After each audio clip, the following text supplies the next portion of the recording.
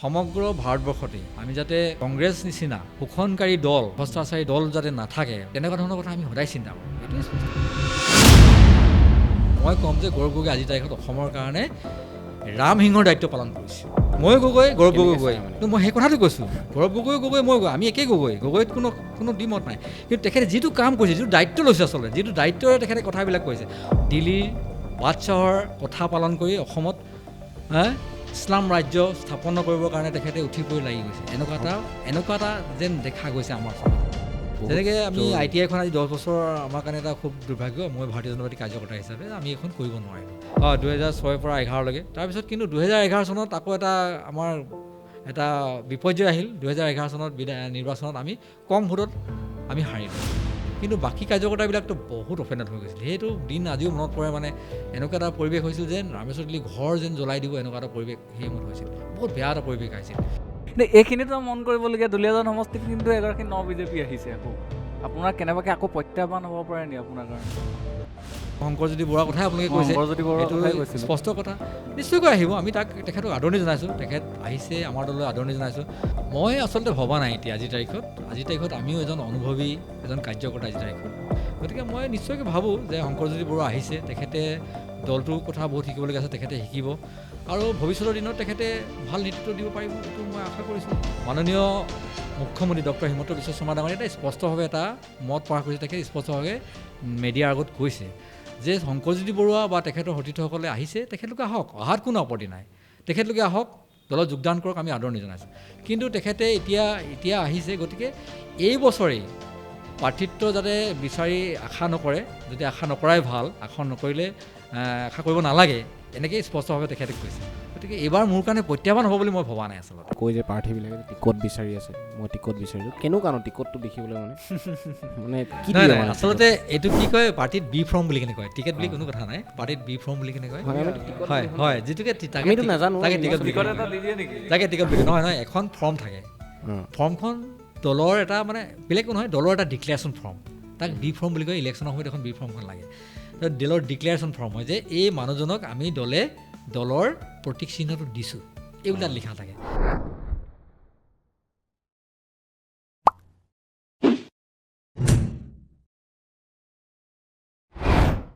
নমস্কাৰ, the back বেঞ্চাৰ্ছৰ আন এটা খণ্ডলৈ স্বাগতম জনাই মই দেৱ, মোৰ লগত আছে জিৎ। নমস্কাৰ। 26ৰ চৰ্চাৰ আন এটা ভিডিঅ' ইতিমধ্যে আপোনালোকে দেখিছে। 26ৰ চৰ্চাত আমি সমাগত বিধানসভা নিৰ্বাচনক কেন্দ্ৰ কৰি অসমৰ ৰাজনৈতিক পৰিৱেশ পৰিস্থিতিৰ ওপৰত কিছু আমি বিশ্লেষণ আগবঢ়াইছোঁ বা আমি নিজে জানিবলৈ চেষ্টা কৰিছোঁ। তাৰ মাজতে 26ৰ চৰ্চাত কিন্তু আমি উজনি অসমৰ আটাইতকৈ এই মুহূৰ্তত চৰ্চিত হৈ থকা এটা সমষ্টিৰ বিষয়ে আমি কেইবাটাও ভিডিঅ'ত আমি কথা পাতিছোঁ, আৰু সেই সমষ্টিটোৱে আছিল দুলীয়াজান সমষ্টি। যেতিয়া আমি দুলীয়াজান সমষ্টিৰ বিষয়ে কথা পাতিছিলোঁ, তেতিয়া আমি সেই দুলীয়াজান সমষ্টিৰ প্ৰাৰ্থিত্ব প্ৰত্যাশীৰ বিষয়ে আমি জানিবলৈ চেষ্টা কৰিছিলোঁ, সমষ্টিৰ বাসীৰ সৈতে আমি কথা পাতিবলৈ চেষ্টা কৰিছিলোঁ। আৰু তেতিয়াই তেৰছ গোৱালা আৰু শংকৰজ্যোতি বৰুৱাৰ উপৰিও এটা নাম আমি সাংঘাতিক ধৰণে চৰ্চা হোৱা দেখিবলৈ পাইছিলোঁ, বা আমাৰ পূৰ্বৰ যিখিনি ভিডিঅ' আছিলে 26ৰ চৰ্চাত সেইখিনি আপোনালোকে নামটো প্ৰায় উচ্চাৰণ হৈ থকা শুনিছিলে। আৰু সেইগৰাকী ব্যক্তিকে আজি আমি আমাৰ পডকাষ্টৰ অতিথি হিচাপে আমি আমন্ত্ৰণ জনাইছোঁ। আমাৰ মাজত উপস্থিত আছে এগৰাকী পুৰণি বিজেপি নেতা তথা অসম গেছ কোম্পানী লিমিটেডৰ ভাইচ চেয়াৰমেন ইন্দ্ৰ গগৈ ডাঙৰীয়া আমাৰ অনুষ্ঠানলৈ স্বাগতম জনাইছোঁ। নমস্কাৰ। ময়ো দ্য বেক বেঞ্চাৰৰ জৰিয়তে সকলো দৰ্শকলৈ মোৰ ফালৰ পৰা শ্ৰদ্ধা জ্ঞাপন কৰিছোঁ, আৰু দ্য বেক বেঞ্চাৰৰ প্ৰতিজন কৰ্মকৰ্তা বন্ধুলৈ মোৰ ফালৰ পৰা শ্ৰদ্ধা জ্ঞাপন কৰিছোঁ। আমি অনুষ্ঠানটো আৰম্ভ কৰাৰ আগতে আপোনাক জনাই থওঁ, বেছি ফৰ্মেল হৈ গৈছে। সেইটোৱেই, যদিও আমি মানে পলিটিকেল কথা পাতিম, আমি ৰাজনৈতিক কথা পাতিম, এই কথাখিনি কিন্তু আমি সম্পূৰ্ণ মানে ইনফৰ্মেলি কথা পাতিম, অনানুষ্ঠানিকভাৱে পাতিম, আৰু তেতিয়া আপুনি কথাখিনি জানিও ভাল লাগিব, পাতিও ভাল লাগিব। মানে ধেমালিৰ মাজত গাম্ভীৰ্যতা অকণমান থাকিব আৰু মানে ৰাজনীতি বুলি ক'লে থাকিবই। বাকী খবৰ খাতি ভালে আছে? হয়, ভালে আছোঁ। সামাজিকভাৱে আপোনাক দেখিছোঁ, বিভিন্ন ধৰণে কাম কৰি আছে। নিশ্চয়কৈ। এতিয়া ৰাজনৈতিক পৰিস্থিতিক লৈ আপুনি অলপ প্ৰথমতে কিবা কওকচোন, এতিয়া কেনেকুৱা ধৰণৰ কি চলি আছে? নিৰ্বাচন পালেহি পদূলিমুখত। নিৰ্বাচন পালেহি, 26ৰ নিৰ্বাচন সমাগত। গতিকে যিহেতু মই ভাৰতীয় জনতা পাৰ্টীৰ এজন দীৰ্ঘদিন কাম কৰি অহা এজন কাৰ্যকৰ্তা হিচাপে এই 26ৰ নিৰ্বাচনত প্ৰাৰ্থিত্বৰ কাৰণে মই আগবাঢ়িছোঁ আৰু ইতিমধ্যে মই দলৰ উচ্চতম কৰ্তৃপক্ষক মই আবেদন জনাইছোঁ, মোৰ ফালৰ পৰা জনাবলগীয়া গোটেইখিনি আগবঢ়াই লৈ গৈছোঁ।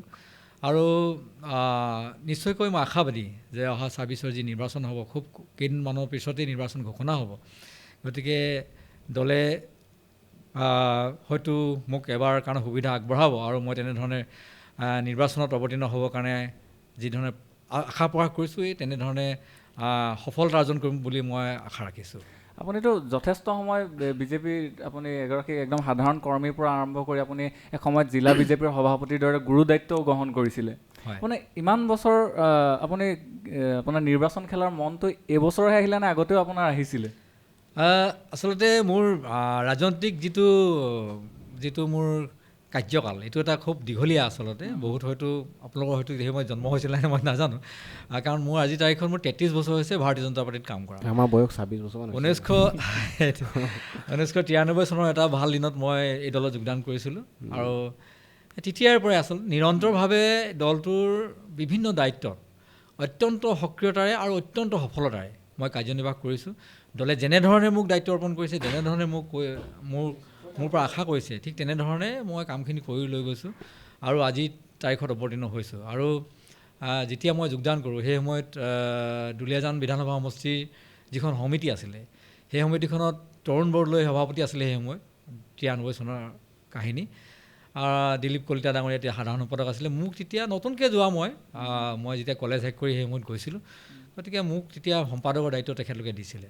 আৰু প্ৰথম নিৰ্বাচনৰ অভিজ্ঞতা হৈছিলে 96 চনৰ নিৰ্বাচনটো মোৰ প্ৰথম অভিজ্ঞতা।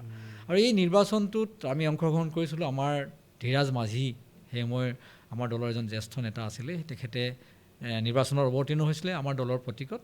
গতিকে আমি তেখেতৰ কাৰণে বহুত যথেষ্ট কষ্ট স্বীকাৰ কৰিছিলোঁ, যথেষ্ট আন্তৰিকতাৰে সেই নিৰ্বাচনত আমি অংশগ্ৰহণ কৰিছিলোঁ। তো সেই নিৰ্বাচনত যেতিয়া আমি লাগিছিলোঁ, তেতিয়া আমাৰ কাৰণে এটা অসুবিধাও আহিছিল। কাৰণ কেলৈ তেতিয়া বহু এনেকুৱা নিষিদ্ধ ঘোষিত সংগঠনে আমাক বিৰোধিতা কৰিছিল, একেবাৰে প্ৰত্যক্ষভাৱে বিৰোধিতা কৰিছিল। আমাৰ ওচৰলৈ আহিছিল তেখেতসকলে, আমাৰ ওচৰলৈ আহি আমাক বলপূৰ্বকভাৱে তেখেতসকলে বহু ভাবুকি প্ৰদান কৰিছিল আৰু আমাৰ সতীৰ্থ বহুজনক শাৰীৰিকভাৱেও তেখেতলোকে আক্ৰমণ কৰিছিল। তৎসত্ত্বেও আমি 96 নিৰ্বাচনত আমি আমাৰ দলৰ কাৰণে আমি কাম কৰি গৈছিলোঁ। বহু অসুবিধা হৈছিল যদিও তেনেধৰণে কাম কৰি গৈছিলোঁ। আৰু পৰৱৰ্তী দিনত আমি দুলীয়াজান বিধানসভা সমষ্টিত যিখন আমাৰ এখন কমিটি আছিলে, সেই সময়ত টেঙাখাত মণ্ডল কমিটি বুলি কয়, টেঙাখাত ব্লক মণ্ডল সমিতি বুলি কয়। তো এই ব্লক মণ্ডল সমিতিৰ মই যুৱ মৰ্চাৰ সভাপতি আছিলোঁ।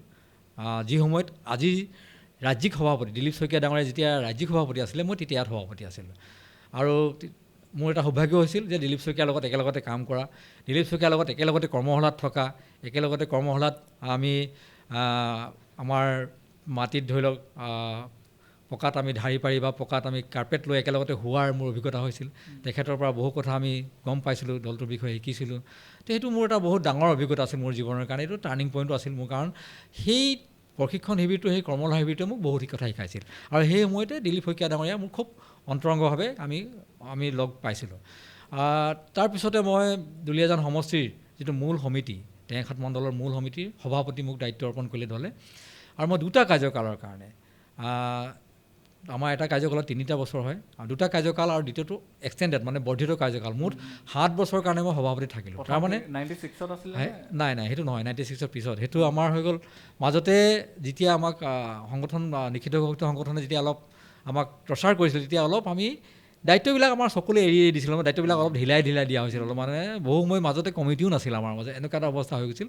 কিন্তু মই যুৱ মৰ্চাৰ দায়িত্ব প্ৰথমে জিলাত অলপ দিন দায়িত্ব লৈছিলোঁ। জিলাত 2004 মানত জিলাত মই আহিছিলোঁ। তেতিয়া ট্ৰেইনিং ডিপাৰ্টমেণ্ট এটা যুৱ মৰ্চাত নতুনকৈ বনাইছিলে আৰু নতুনকৈ ট্ৰেইনিং ডিপাৰ্টমেণ্ট বনাইছিলে, মোক দায়িত্ব দিছিলে। তেতিয়া ট্ৰেইনিং কি বস্তু বহুতে জনাও নাছিলে, তেনেকুৱা এটা অৱস্থা আছিলে।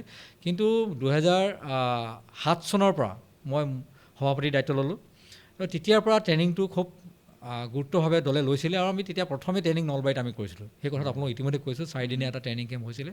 এটা মোৰ কাৰণে খুব এটা ভাল অভিজ্ঞতা আছিলে ট্ৰেইনিং কেম্পটো, মই আজিও মনত পৰি থাকে দিনবিলাক।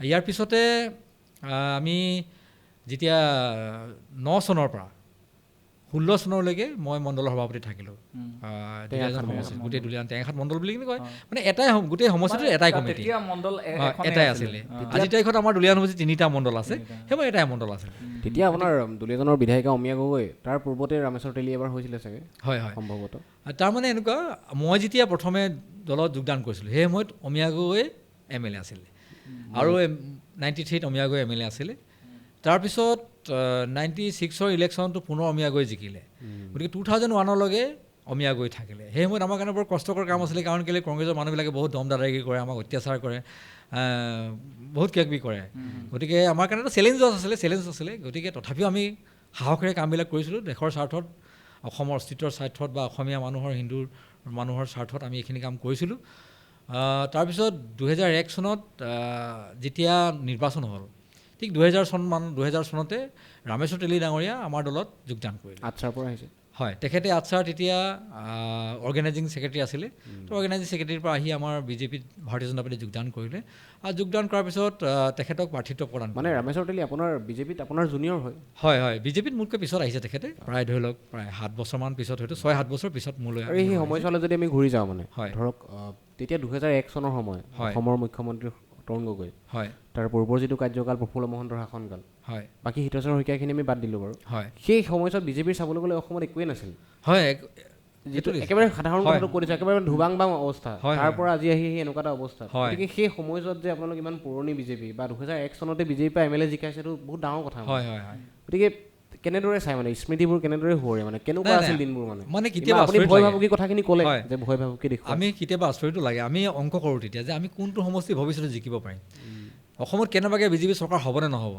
আমি কিন্তু আমি ভাবি অংক কৰিলে আমাৰ উত্তৰ নোলাইছিলে যে আমি কোনটো সমষ্টি বিজেপিয়ে জিকিব পাৰিম এনেকৈ আমি কেলকুলেশ্যন কৰোঁ পপুলেশ্যন পেটাৰ্ণ কথা থাকে কাৰণ বিজেপি বুলি ক'লে সকলোৱে জানে যে ইছলাম ধৰ্মৰ মানুহে আমাক বিৰোধিতা কৰে বা অন্য হিন্দু মানুহে বা খ্ৰীষ্টিয়ান সম্প্ৰদায় কিয় কৰে সেইটো আপুনি পিছত কৰিব পিছৰ কথা সেইটো যিহ কৰেতো সকলোৱে জানে কিন্তু ধৰি লওক সাধাৰণতে মানে জেনেৰেলি এইটো হয় গতিকে তেনেধৰণে আমি কেলকুলেশ্যন যেতিয়া কৰোঁ তেতিয়া আমাৰ অংকবিলাক নোলাইছিলে তেতিয়া আমি উলিয়াব পৰা নাছিলোঁ যেতিয়া মই যোগদান কৰিছিলোঁ সেই সময়ত কিন্তু অসমত 10জন বিজেপিৰ বিধায়ক আছিল এইটো স্পষ্ট 10জন বিজেপি হয় হয় হয় 2091ত যেতিয়া এছেম্বলি ইলেকশ্যন হৈছিল তেতিয়া অসমত বিজেপিৰ 10জন বিধায়ক জিকিছিল ধুবুৰীতো জিকিছিল নেকি ধুবুৰীত এজন জিকিছিল আৰু শিলচৰৰ মানে বৰাক উপত্যকাত জিকিছিল 9জন মানে আজি যিটো ধুবুৰীত লৈ ককৰ্থনা কৰা হয় মানে হয় তেতিয়া চাবলৈ গ'লে ধুবুৰীত বিজেপিৰ বিধায়ক আছিল 91ত নাই নাছিল তাৰমানে ইণ্টাৰেষ্টিং কথাটো কি কিন্তু উজনিত এজনো নাছিল মানে আজিৰ তাৰিখত ভাৰতীয় জনতা পাৰ্টী চৰকাৰ গঠন কৰাৰ মূল দায়িত্ব লৈছে উজনিয়ে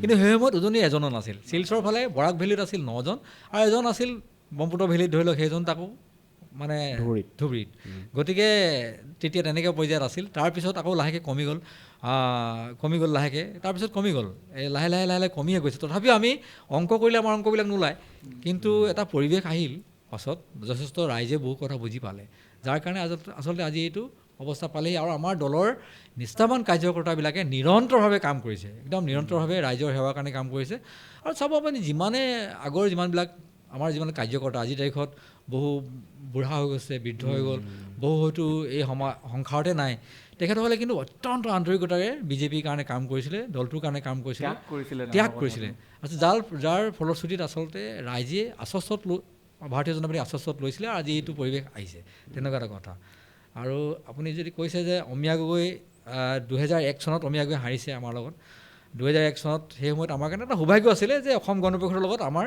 ভাৰতীয় জনতা পাৰ্টীৰ মিত্ৰতা আছিলে সেই সময়ত সেই সূত্ৰে অসম গণ পৰিষদৰ যিমানখিনি সমৰ্থক আছিলে সেইবিলাকে আমাক ভাৰতীয় জনতা পাৰ্টীক তেখেতলোকে সমৰ্থন আগবঢ়ালে আৰু আমিও আমাৰ প্ৰথমে নিৰ্বাচন যেতিয়া হৈছিলে 96ত তেতিয়া আমি 8,000 ভোট পাইছিলোঁ সেইটো আমাৰ নিশ্চয়কৈ অলপ বাঢ়ি গৈছিলে আৰু লগতে যিহেতু ৰামেশ্বৰ তেলী ডাঙৰীয়া অহাৰ কাৰণে চাহ জনগোষ্ঠীয় ছাত্ৰ সন্থাৰ ফালৰ পৰা এটা ছাপোৰ্ট আহিলে যিটো ছাপোৰ্ট সদায় কংগ্ৰেছক দিছিলে কিন্তু কংগ্ৰেছৰ পৰা নিদি সেই সময়ত আমাক ভাৰতীয় জনতা পাৰ্টী দিছিলে গতিকে গোটেইখিনি লগ খাই কিনে আমি জয়যুক্ত হৈছিলোঁ তেনেধৰণে আমি জয়যুক্ত হৈছিলোঁ আৰু ৰামেশ্বৰ তেলী কণ্টিনিউৱাছলি দ্বিতীয়বাৰৰ কাৰণে জিকিলে প্ৰথমবাৰ 8,000 ভোটত জিকিলে দ্বিতীয়বাৰ 16,000 ভোটত জিকিলে 2006 পৰা 11লৈকে হয় 2006 পৰা 11লৈকে তাৰপিছত কিন্তু 2011 চনত আকৌ এটা আমাৰ এটা বিপৰ্যয় আহিল 2011 চনত নিৰ্বাচনত আমি কম ভোটত আমি হাৰিলোঁ তেতিয়া পুনৰ অমিয়া গগৈ জিকিল এটা ইণ্টাৰেষ্টিং মানে দুলীয়াজনৰ সেইটো এটা কাহিনী আছে যে কণ্টিনিউৱাছলি 10 বছৰ হোৱাৰ পিছত কিন্তু এটা চেঞ্জ অহা এটা পৰিৱেশ আমাৰ সাধাৰণতে আহে গতিকে সেইটো হয়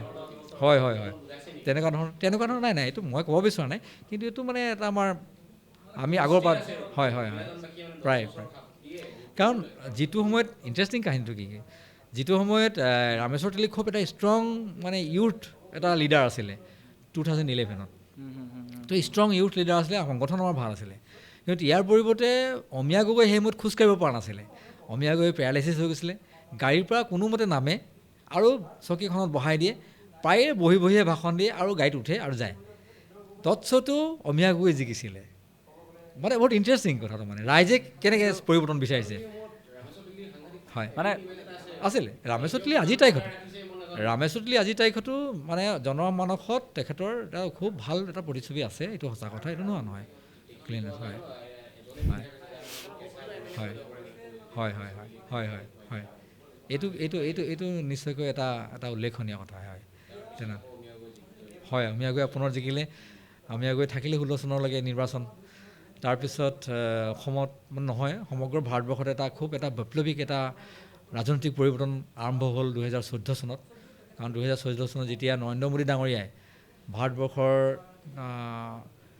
প্ৰধানমন্ত্ৰীৰ দৌৰত যেতিয়া আগবাঢ়ি আহিল, তেতিয়া সমগ্ৰ ভাৰতবৰ্ষত এটা বৈপ্লৱিক পৰিৱৰ্তন ঘটিল আৰু সেই বৈপ্লৱিক পৰিৱৰ্তন অসমতো আহিল। আৰু যাৰ ফলশ্ৰুতিত আচলতে আমি দেখিছিলোঁ যে 2014 চনত আমি অসমৰ আধা সংখ্যক MP জিকিছিলোঁ, মানে আমি 7জন MP আমি জিকিছিলোঁ।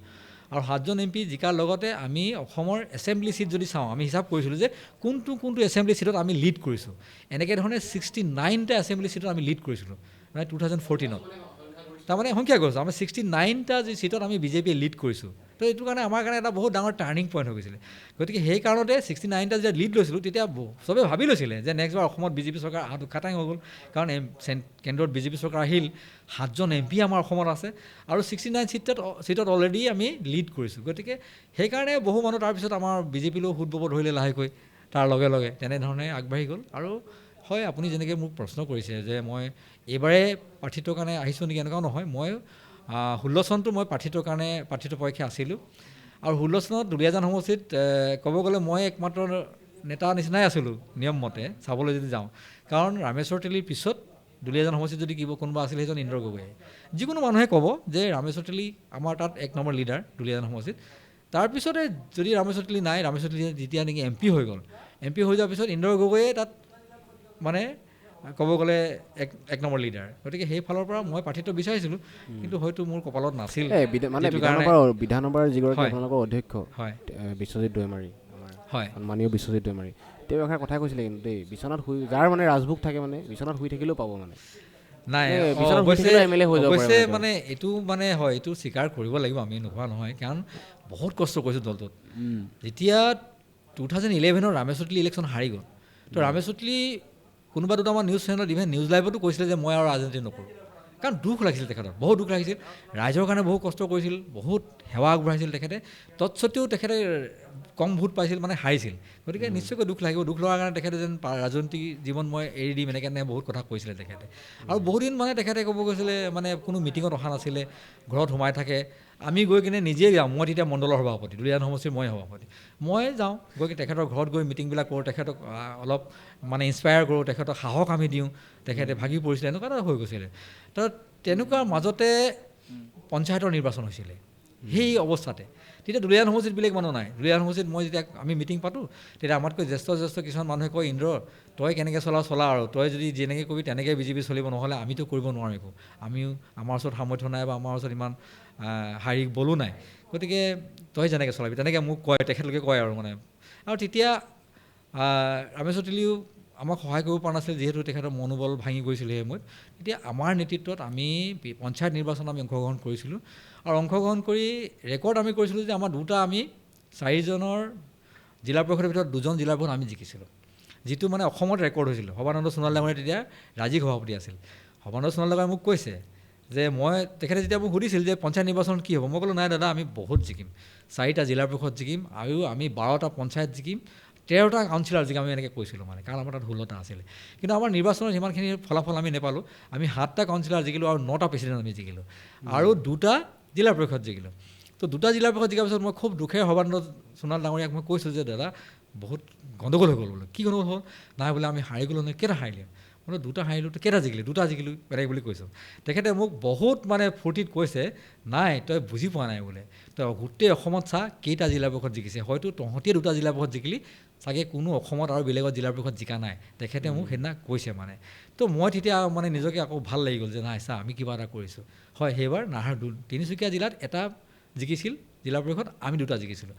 অসমত মানে উজনি অসমত সেই 3টাই জিলা পৰিষদ আমি আমি ক'তোৱে জিকা নাই। মানে এইটো 11 চনৰ পিছৰ নাই, এইটো ধৰি লওক 13 চনত একদম আৰম্ভণিতে এইটো হৈছিল। এইটো সেই সময়ত হৈছিল, যি সময়ত মানে ধৰি লওক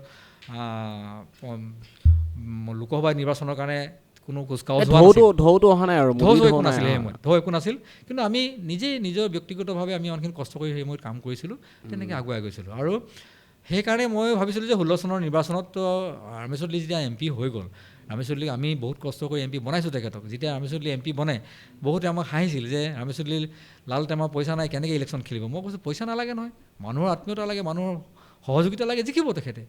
তেতিয়া ৰামেশ্বৰ দত্ত কাৰণ হাৰা MLA, তেখেতৰ লগত পইচা পাতি নাছিল, সঁচা কথা। তেখেতেও কয় মোক যে পইচা নাই মই কেনেকৈ খেলিম ইলেকশ্যন। নহয়, কিয় পইচালৈ ইমান ভয় কৰিব নালাগে, ৰাইজ থাকিব আমাৰ ওচৰত, এখন মানে শুদ্ধ অন্তৰ আমাৰ ওচৰত আছে, আমি কিয় নিজিকিম। তেনেকৈ আমি জিকিছিলোঁ। গতিকে তাৰপিছত 16 চনৰ নিৰ্বাচন হ'ল। এইটো ঠিকেই আপুনি কোৱা নিচিনা, হয়তো মোৰ কপালত নাছিল, যিটো কাৰণে মই হেৰি নহ'লোঁ। হয়, তাৰপিছত হয় সেইটো হয়। খালি এইখিনিত মানে মনত বহুত দেখিছোঁ মানে তেনেকুৱা মানে আপোনালোকে কৈ দিছোঁ, আপোনালোকে ধৰক ইমান দিনৰ পৰা কষ্ট কৰি আছে, বহুত এনেকুৱা দেখিছোঁ কালি পৰহি আহি ৰাজ্যসভালৈ গৈছে মানে। হয়, এইটো মানে একেবাৰে স্পষ্ট ফটফটীয়াকৈ দেখা পোৱা গৈছে। কেন্দ্ৰীয় মন্ত্ৰীও হৈছে বাৰু এইখিনি। এতিয়া চাবলৈ গ'লে মই এইখিনি প্ৰসংগতে কওঁ যে আপুনি যিখিনি কথা ক'লে, ইমান মানে গ্ৰাছ ৰুট লেভেলৰ পৰা বিজেপি ইমান কাম কৰিছিলে, পঞ্চায়ত নিৰ্বাচনলৈকে আপুনি দুটাকৈ আপুনি কিমানকেইটা বিধানসভা নিৰ্বাচনতো আপুনি সক্ৰিয় অংশগ্ৰহণ কৰিছিলে। তাৰপিছতে কি হ'ল, আপোনাৰ যেতিয়া ৰাজভোগৰ সময় আহিছিল, সেই সময়ত এবাৰ তেলী ডাঙৰীয়া আহিলে, তাৰপিছতে গোৱালা ডাঙৰীয়া আহিলে। কোনোবাখিনিত আপুনি এগৰাকী ইমান পুৰণি বিজেপি কৰ্মী, তেওঁতো আটছাৰ পৰা আহিলে, তাৰপিছত এওঁ বেলেগ এটা হেৰিয়ৰ পৰাই অহা। মই নকওঁ, এইখিনি জানে, মই স্পষ্টকৈ নকওঁ। আৰু এইখিনি কথা মই স্পষ্টকৈ কৈছোঁ যে আপুনি কোনোবাখিনিত উপেক্ষিত হৈ ৰৈছিলে নি? আপুনিতো ইমান পুৰণা বিজেপি এগৰাকী, যথেষ্ট কাম কৰিছে, দুলীয়াজান সমষ্টিত মণ্ডলৰ প্ৰথম সভাপতি হৈছিলে, প্ৰথমটো মণ্ডলে। বিজেপি একো নাছিলে, মানে একো নথকা অৱস্থাৰ পৰা আপুনি ইমানখিনি উঠাই লৈ গৈছিলে, আপুনি কোনোবাখিনিত উপেক্ষিত হৈছিলে নেকি? নাই, আচলতে কি হয়, 2001 চনত যেতিয়া ৰামেশ্বৰ তেলী ডাঙৰীয়া আহিছিলে, সেই সময়ত কিন্তু আমি প্ৰাৰ্থিত্ব বিচৰা নাছিলোঁ আচলতে। সেই সময়ত মই প্ৰাৰ্থিত্ব বিচৰা নাছিলোঁ। নিবিচৰাৰ কাৰণটো হ'ল কি, মই কৈছোঁৱে, সেই সময়ত আমাক বহুতে যেনেকৈ বিভিন্ন সংগঠনে যে নিষিদ্ধ ঘোষিত সংগঠনে আমাক অলপ তললৈ দবাই দিছিলে। আমাৰ ঘৰটো গাঁৱত আছিলে, গাঁৱত থকাৰ কাৰণে মোৰ অলপ দিগদাৰ হৈছিলে। সেইকাৰণে মই যিটো ধৰণে নেতৃত্ব ল'ব লাগিছিলে, সেই সময়ত মই মানে নিজে অপাৰগ হৈছিলোঁ। অলপ মানে শংকা আমাৰ নিশ্চয় থাকে, গাঁৱত ঘৰ আমাৰ, ভিতৰুৱা জেগা, পুলিচ গৈ পাবলৈ 3 ঘণ্টা 4 ঘণ্টা 5 ঘণ্টা সময় লাগে।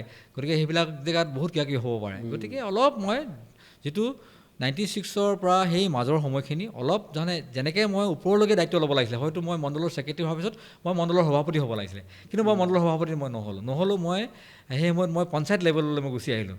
কাৰণ কেলৈ, এইবিলাকৰ কাৰণে আমাক সেই অসুবিধাৰ কাৰণে মই পলাই গৈছোঁ, যিটো কাৰণে 2001 চনত আমি প্ৰাৰ্থিত্ব বিচৰা নাছিলোঁ। 2001 চনত যেতিয়া নেকি ৰামেশ্বৰ তেলী আহিলে, আমি তেখেতক আদৰণি জনাইছিলোঁ, একদম আন্তৰিকতা আদৰণি জনাইছিলোঁ। তাক লৈ আমাৰ আমি অপেক্ষিত হৈছোঁ এনেকুৱা কোনো ভবাও নাই। আৰু ৰামেশ্বৰ তেলীলৈ মোৰ কোনো কথা নাই, কাৰণ কেলৈ আমি 2001 চন, 2006 চন, 2011 চন, 2014 চনত তেখেতে যেতিয়া MP টিকেটৰ কাৰণে আগবাঢ়ি যায়, চবতকৈ যদি মনোবল দিয়া মানুহটো হ'ল ইন্দ্ৰ গগৈ, আৰু সকলো ধৰণৰ সহযোগ কৰা মানুহটোৱে ইন্দ্ৰ গগৈ তেখেতক সেই সময়ত। কাৰণ গতিকে মই কেতিয়াও ৰামেশ্বৰ তেলীয়ে মোক কিবা মানে তেনেকুৱা ধৰণৰ হেৰি কৰিছে নহয়। কিন্তু হয়, 2016 চনত কিন্তু এইটো মই যেন অলপ উপকৃত হৈছোঁ, এইটো এটা অনুভৱ হৈছিলে মোৰ, নোহোৱা নহয়। আমি যেতিয়া তেৰছ গোৱালা যেতিয়া প্ৰাৰ্থিত্ব দিলে, হয়, এইটো স্পষ্ট কথা, আমি প্ৰায় 4-5 দিন আমি একদম পূৰা বিৰোধিতা কৰিছিলোঁ, পূৰা একদম। মই কোনো হিংসাত্মক ঘটনাত যোৱা নাই, যদিও মানসিকভাৱে ময়ো মানে একেবাৰে প্ৰস্তুত হোৱা নাছিলোঁ। আৰু সেইকাৰণে আমাৰ দলৰ কাৰ্যকৰ্তাই মোৰ কথা নুশুনা হৈ গ'ল। মই দলৰ কাৰ্যকৰ্তাবিলাকতো মইতো ইমান অফেণ্ডেড হোৱা নাই, যদিও ধৰি লওক মই অলপ জানো দলটোৰ বিষয়ে, কিন্তু বাকী কাৰ্যকৰ্তাবিলাকতো বহুত অফেণ্ডেড হৈ গৈছিল। সেইটো দিন আজিও মনত পৰে। মানে এনেকুৱা এটা পৰিৱেশ হৈছিল যেন ৰামেশ্বৰ তেলী ঘৰ যেন জ্বলাই দিব, এনেকুৱা এটা পৰিৱেশ সেই সময়ত হৈছিল। বহুত বেয়া এটা পৰিৱেশ আহিছিল, মানে সম্পূৰ্ণ যেন একদম হেৰি চলিব, তেৰছ গোৱালা মানে পূৰা কোনোৱে সহযোগ নকৰিব, এনেকুৱা ধৰণৰ এটা প্ৰক্ৰিয়া আহিছিল। কিন্তু ধৰি লওক কেইদিনমানৰ পিছত মোকো ঊৰ্ধ্বতম মহলে মোক অনুৰোধ জনালে, সৰ্বানন্দ সোণোৱাল ডাঙৰীয়াই মোক বহুত ক'লে, আৰু বিভিন্নজনেও মোক অনুৰোধ জনালে। লগতে আমিও ভাবিলোঁ যে দলটোত 93 চনৰ পৰা কাম কৰি বহুত কষ্ট কৰাৰ পিছত 16 চনলৈকে আমি যদি চাওঁ এইফালে 19 বছৰ হৈ গ'ল তেতিয়ালৈকে মোক তো 19 বছৰ কষ্ট কৰাৰ পিছত কিবা কাৰণত দলটোৰ চৰকাৰ হোৱা এটা সুবিধা এটা চান্স এটা আহি গৈছে চৰকাৰ হোৱাৰ বা মানে চৰকাৰ গঠন কৰি চৰকাৰৰ পক্ষৰ এজন বিধায়ক জিকাৰ সম্ভাৱনা হৈছে গতিকে সেই সময়ত আমি বিৰোধিতা যদি কৰি দিওঁ তেতিয়া আমি ইমান দিন কষ্ট কৰা আমাৰ অৰ্থলৈ যাব এই বুলি ভাবি আচলতে মই পুনৰ দায়িত্ব ল'লোঁ তাৰপিছত মই নিজেই পুনৰ মোক তেখেতলোকে ক'লে সৰ্বানন্দ সোণোৱালে মোক অনুৰোধ জনালে তেৰছ গোৱালে ৰাতি এদিন 10টা বজাত মোৰ ঘৰলৈ আহিলে মোক অনুৰোধ জনালে তেখেতে ক'লে যে নাই বেয়া নাপাব মোক পাৰ্টীয়ে টিকেট দিছে মই কি কৰোঁ গতিকে মোক অলপ সহায় কৰক তেখেতেও মোক অনুৰোধ জনালে তেতিয়া তাৰপিছত ভাবিলোঁ কথাটো হয় ময়ো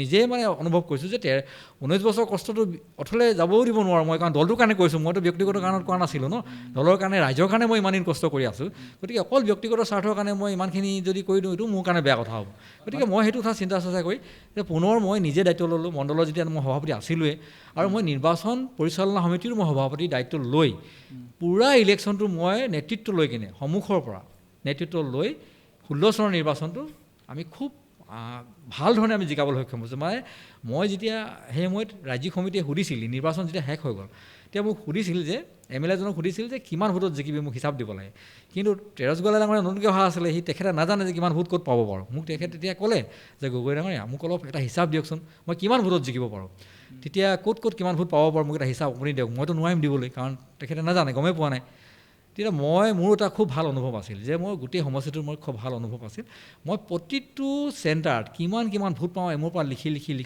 মই গৈছোঁ কংগ্ৰেছে কেইটা পাব সেই সময়ত অমিয়া গগৈ নিৰ্দলীয় খেলিছিলে অমিয়া গগৈ কেইটা ভোট পাব ইত্যাদি মই লিখি আমাৰ হিচাপত ওলাইছিল যে আমি 15,700 ভোট আমি জিকিম এনেকৈ এটা মোৰ হিচাপত ওলাইছিল আৰু সেইমতে হিচাপটো তেখেতে ষ্টেটত ছাবমিট কৰিছিল আৰু নিৰ্বাচন যেতিয়া ফলাফল আহিছিলে আমি অলপ ভোট বেছি পালোঁ মানে কি আমি অমিয়া গগৈ 7,000 ভোট পাব বুলি ভাবিছিলোঁ কিন্তু অমিয়া গগৈ ভোট পালে 4,000 এই 3,000 ভোট কমিলে তাৰ ভিতৰতে মানে ধ্ৰুৱই আমি ভবাতকৈ 500মান ভোট বেছি পালে কংগ্ৰেছৰজনে আৰু আমাৰজনে প্ৰায় 1,500 ভোট বেছি পালে যিটো অমিয়া গগৈৰ পৰা কাট খাই আহিলে মানে এনেকুৱা এটা হিচাপ মানে গতিকে ইমানখিনিলৈকে অনুভৱ আমাৰ আছিলে সেই সময়ত গতিকে সিমানখিনি অনুভৱতা থকাৰ কাৰণে তেনেধৰণে আমি কাম কৰি সেইবাৰ আমি নিৰ্বাচনত জয়যুক্ত হৈছিলোঁ আৰু তেনেধৰণে সেইটো ইণ্টাৰেষ্টিং কথা কি জানে নাই আপুনি যেতিয়া ৰামেশ্বৰ তেলী ডাঙৰে প্ৰতিদ্বন্দ্বিতা কৰাৰ সময়ত বাৰু আপুনি টিকট প্ৰত্যাশী নাছিলে তাৰ পিছৰ সময়ছোৱাত এগৰাকী নতুন মানে বিজেপিৰ কৰ্মী বিজেপিয়ে কিন্তু টিকেট লাভ কৰিলে সেইটো সময়ত আপুনি দলীয় স্বাৰ্থ ত্যাগ কৰিলে কিন্তু ইণ্টাৰেষ্টিংলি কি হৈছে এই 10টা বছৰৰ পিছত আপুনি আকৌ মানে এটা নতুন আশাৰে আপুনি টিকেট প্ৰত্যাশী হিচাপে আগবাঢ়িছে যথেষ্টভাৱে সামাজিকভাৱে কাম কাজ কৰি আছে যথেষ্টখিনি কিন্তু এইখিনিতো মন কৰিবলগীয়া দুলীয়াজান সমষ্টিত কিন্তু এগৰাকী বিজেপি আহিছে আকৌ আপোনাৰ কেনেবাকৈ আকৌ প্ৰত্যাহ্বান হ'ব পাৰে নি আপোনাৰ কাৰণে মই আচলতে ভবা নাই এতিয়া আজিৰ তাৰিখত আমিও এজন অনুভৱী এজন কাৰ্যকৰ্তা আজিৰ তাৰিখত মই তেনেকৈ ভবা নাই কাৰণ মই এটা কথা আগতেও কৈছোঁ মই ভৱিষ্যতেও নিশ্চয়কৈ ক'ম আমাৰ ভাৰতীয় জনতা পাৰ্টীৰ যিটো প্লেটফৰ্ম ভাৰতীয় জনতা পাৰ্টীৰ যিখন পথাৰ এইখনৰ জৰিয়তে ভাৰতীয় জনতা পাৰ্টীৰ নীতি আদৰ্শৰ জৰিয়তে উঠি অহা প্ৰজন্মই ৰাইজৰ সেৱা কৰিবৰ কাৰণে আগ্ৰহ প্ৰকাশ কৰি আহিছে আৰু কৰি থাকিব আৰু আমি দেখিছোঁ যে ভৱিষ্যত প্ৰজন্মই নিশ্চয়কৈ ভাৰতীয় জনতা পাৰ্টীৰ আদৰ্শৰে ৰাইজক সেৱা কৰিবৰ কাৰণে ইচ্ছা প্ৰকাশ কৰিবটো স্বাভাৱিক কথা আৰু সেই অনুযায়ী নতুন প্ৰজন্ম আহিছে দলত যোগদান কৰিছে নামটো নিশ্চয়কৈ শংকৰজ্যোতি বৰুৱাৰ কথাই আপোনালোকে কৈছে এইটো স্পষ্ট কথা নিশ্চয়কৈ আহিব আমি তেখেতক আদৰণি জনাইছোঁ তেখেত আহিছে আমাৰ দললৈ আদৰণি জনাইছোঁ আৰু এই দলটোত তেখেতে আহিছে যিহেতু তেখেতে এটা বেলেগ এটা সুকীয়া একেবাৰে অপজিটৰ দায়িত্বত থকা আগতে কি হয় আমাৰ সংঘ মানুহবিলাক আৰু বা ভাৰতীয় জনতা পাৰ্টী আৰু আছুৰ মাজত এটা সাংঘাতিক পাৰ্থক্য গতিকে সি এটা বেলেগ এটা প্লেটফৰ্মত তেখেতে আহিছে দীপাংকৰ নাথ আৰু শংকৰজ্যোতি বৰুৱা একেখন সমিতিৰে আছিলে তেওঁলোক দুজন দেখোন বিজেপিলৈ গ'ল মানে নাই সেইটো গৈছে সেইটো ধৰণৰ আহি আছে কিন্তু তেতিয়া কি হয় কথাটো এনেকুৱা হয় যেতিয়া নেকি তেখেতলোকে আহিছে তেখেতলোকৰ দলটোৰ কাৰণে বহুত শিকিবলগীয়া বহু কথা থাকে গতিকে দলটোত বহু কথা শিকিবলগীয়া থাকে দলটোৰ যি ব্যৱস্থা বা দলটোৰ ৰীতি নীতি দলটোৰ আধাৰ এই বহুত কথা মানে শিকিবলগীয়া থাকে দলটোত আহিলেই যে দলটোৰ বহুত কথা শিকি পাব পটককৈ একেদিনাই শিকিবলগীয়াটো সম্ভৱ নহয় গতিকে মই নিশ্চয়কৈ ভাবোঁ যে শংকৰজ্যোতি বৰুৱা আহিছে তেখেতে দলটোৰ কথা বহুত শিকিবলগীয়া আছে তেখেতে শিকিব আৰু ভৱিষ্যতৰ দিনত তেখেতে ভাল নেতৃত্ব দিব পাৰিব এইটো মই আশা কৰিছোঁ আৰু এটা স্পষ্ট কি যিদিনাখন শংকৰজ্যোতি বৰুৱা যোগদান কৰিছে তাৰ ঠিক আগদিনাখন মাননীয় মুখ্যমন্ত্ৰী ডক্টৰ হিমন্ত বিশ্ব শৰ্মা ডাঙৰীয়াই এটা স্পষ্টভাৱে এটা মত প্ৰকাশ কৰিছে তেখেতে স্পষ্টভাৱে মিডিয়াৰ আগত কৈছে যে শংকৰজ্যোতি বৰুৱা বা তেখেতৰ সতীৰ্থসকলে আহিছে, তেখেতলোকে আহক, অহাত কোনো আপত্তি নাই, তেখেতলোকে আহক, দলত যোগদান কৰক, আমি আদৰণি জনাইছোঁ। কিন্তু তেখেতে এতিয়া আহিছে, গতিকে এই বছৰেই প্ৰাৰ্থিত্ব যাতে বিচাৰি আশা নকৰে, যদি আশা নকৰাই ভাল, আশা নকৰিলে আশা কৰিব নালাগে, এনেকৈয়ে স্পষ্টভাৱে তেখেতে কৈছে। আৰু আমি এটা কথা সদায় মানো যে অসমৰ মাননীয় মুখ্যমন্ত্ৰী ডক্টৰ হিমন্ত বিশ্ব শৰ্মাই কথাত সদায় স্পষ্ট কথা, বহুত দৃঢ় তেখেতে যিটো কথা কয় সেইটো তেনেধৰণে কৰে। আজি তাৰিখত আমি দেখা নাই যে তেখেতে কিবা এটা আজি কৈছে, কাইলৈ তাৰ উল্টা কিবা এটা কৰিছে, এনেকৈ আমি দেখা নাই। গতিকে আমি স্পষ্ট যে শংকৰজ্যোতি বৰুৱাই কাম কৰিব, অহা দিনত নিশ্চয়কৈ তেখেতে দায়িত্ব পাব। তেখেতে আজি তাৰিখতো দলে তেখেতক মৰ্যাদা দিছে, নিশ্চয়কৈ তেখেতে কাম কৰিব। গতিকে এইবাৰ মোৰ কাৰণে প্ৰত্যাহ্বান হ'ব বুলি মই ভবা নাই আচলতে। মানে সময় আছে মানে শংকৰজ্যোতি বৰুৱাৰ সময় নিশ্চয়কৈ বহুত সময় আছে, বহুত বয়সো আছে, তেখেতে কৰিব পাৰিব, তেখেতৰ ব্যক্তিত্ব আছে, নিশ্চয়কৈ পাৰিব। হয়, মানে আপোনাৰ যোগদানে শক্তিশালী কৰিছে নিশ্চয়। নাই, দলটোত চাওক, দলটোত প্ৰতিজন নৱাগতকে আমি আদৰণি জনাম, দলটোক আমি আদৰণি জনাম।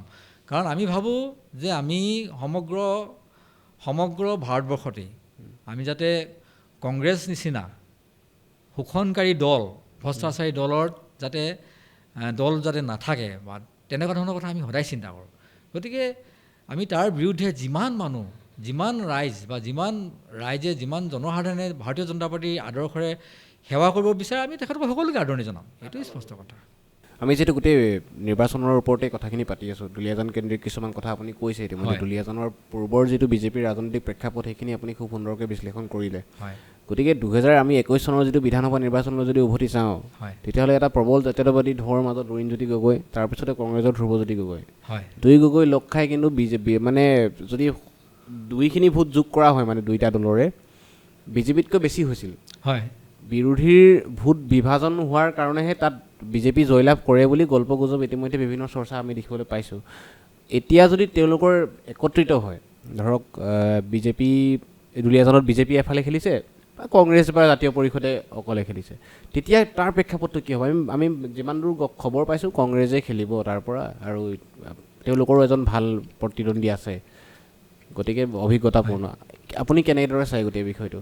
নাই, এইটো সত্য, এইটো আচলতে আমি যদি চাওঁ 2021 চনৰ যিটো বিধানসভা নিৰ্বাচন, এই নিৰ্বাচনটো আমিও ভবা নাছিলোঁ যে এনেকুৱা এটা পৰিৱেশ আহিব পাৰে বুলি। কাৰণ আমিও খুব অত্যন্ত সক্ৰিয়তাৰ এই নিৰ্বাচনত আমি অংশগ্ৰহণ কৰিছিলোঁ। তেৰছ গোৱালাৰ সেই সময়ত আমাৰ প্ৰাৰ্থী আছিলে। আমি ভবা নাছিলোঁ যে এনেকুৱা এটা পৰিৱেশ আহিব, কিন্তু এটা আশ্চৰ্যজনক এটা পৰিৱেশ আহিল।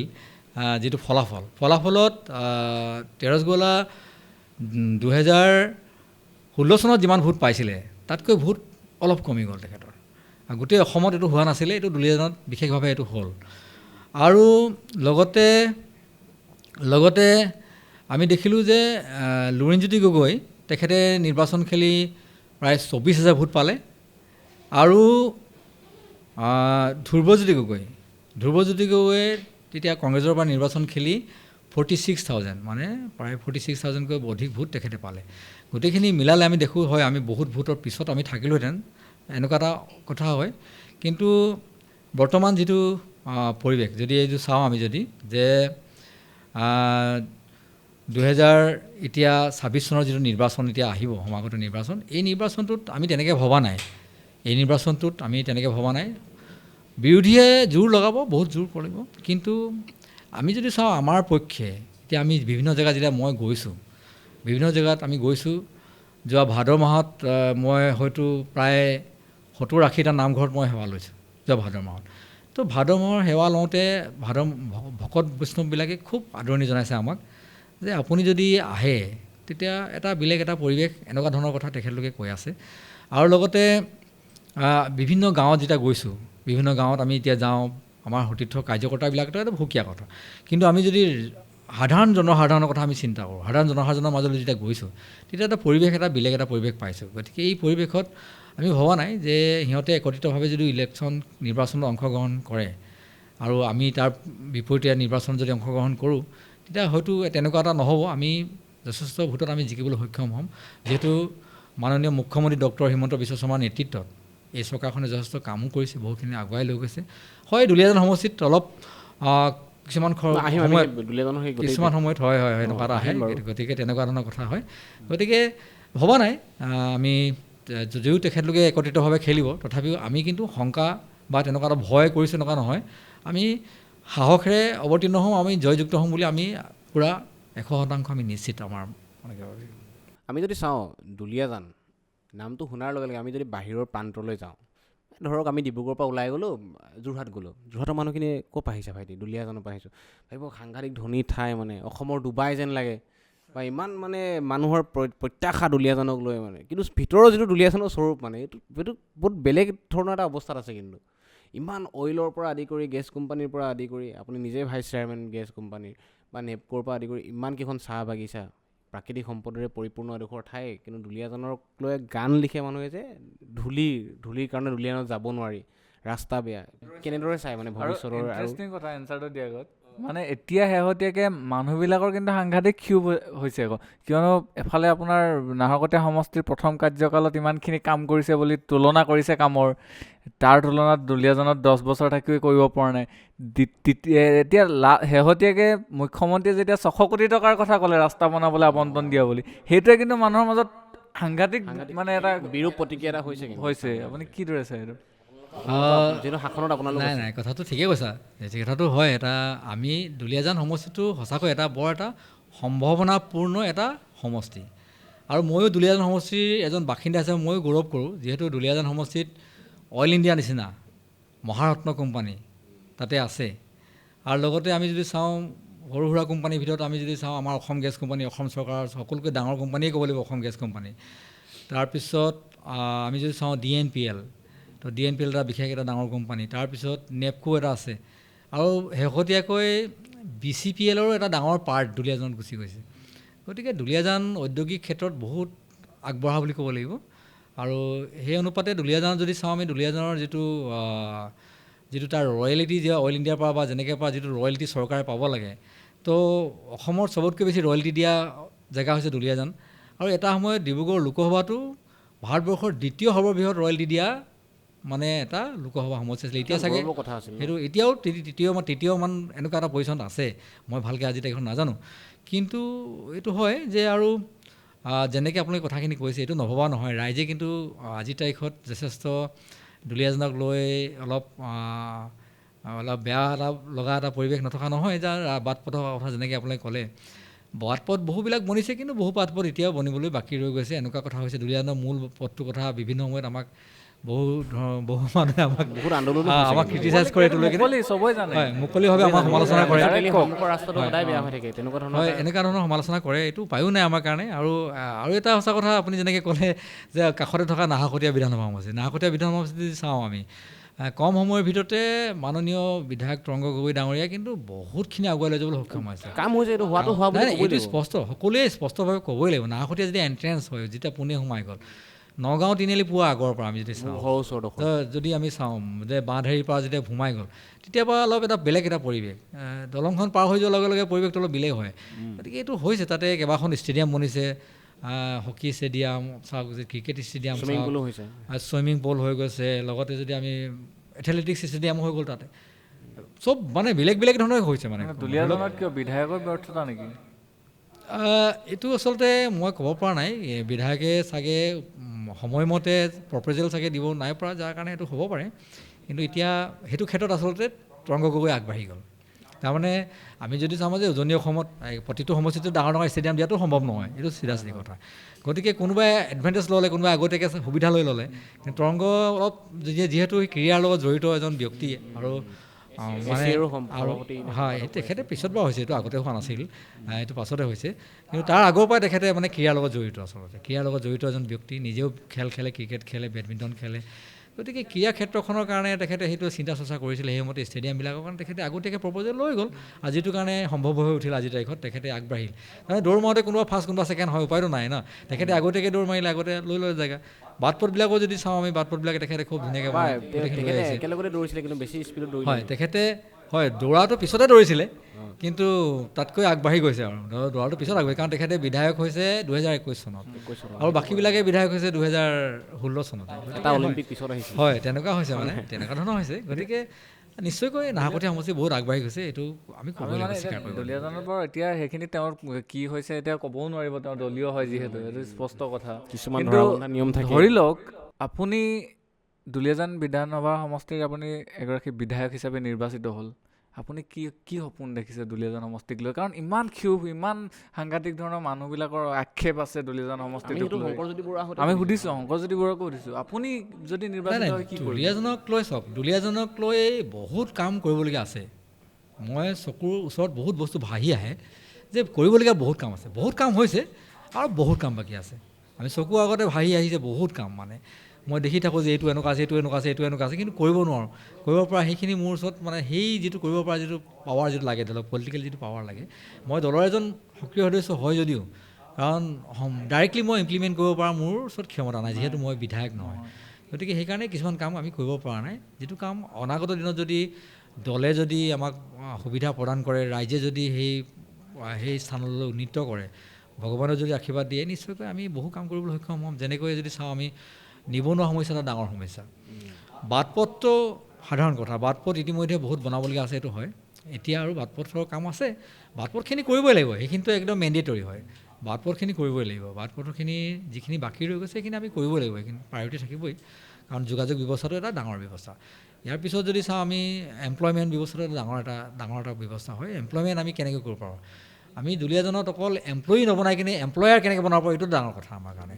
এইটো আমি যদি এজন যদি এমপ্লয়াৰ বনাই দিওঁ আমি, তেতিয়াহ'লে এজন এমপ্লয়াৰ যদি মিনিমাম 10জনো যদি এমপ্লয়ি ৰাখে, আমি যদি ধৰি লওক 1000জন যদি এমপ্লয়াৰ বনাই দিওঁ, তেতিয়া 10,000জন আমাৰ এমপ্লয়ি তাতে থাকি যাব। এনেকৈ আমি বহুত কাম কৰিব পাৰোঁ, বহুত সুবিধা আছে দুলীয়াজানত, অপৰচুনিটিছ বহুত আছে, স্ক'প বহুত আছে। ডাঙৰ ডাঙৰ কোম্পানীবিলাকে সহায়ো বহুতখিনি কৰে, আৰু চৰকাৰৰ বহু আঁচনি আছে, চৰকাৰৰ বহুত আঁচনি আছে, যি আঁচনিৰ জৰিয়তে আমি আমাৰ উঠি অহা প্ৰজন্মক আমি আগলৈ লৈ যাব পাৰোঁ। কিন্তু তাতে এৱাৰনেছৰ কাৰণ প্ৰয়োজনীয়তা আছে, আৰু অলপ ৰাস্তা দেখাই দিব লাগিব আমি। যেনেকৈ আমি যদি মৎস্য পালন যদি আমি চিন্তা কৰোঁ, মৎস্য পালনৰ কাৰণে বহুত ডাঙৰ স্ক'প আছে।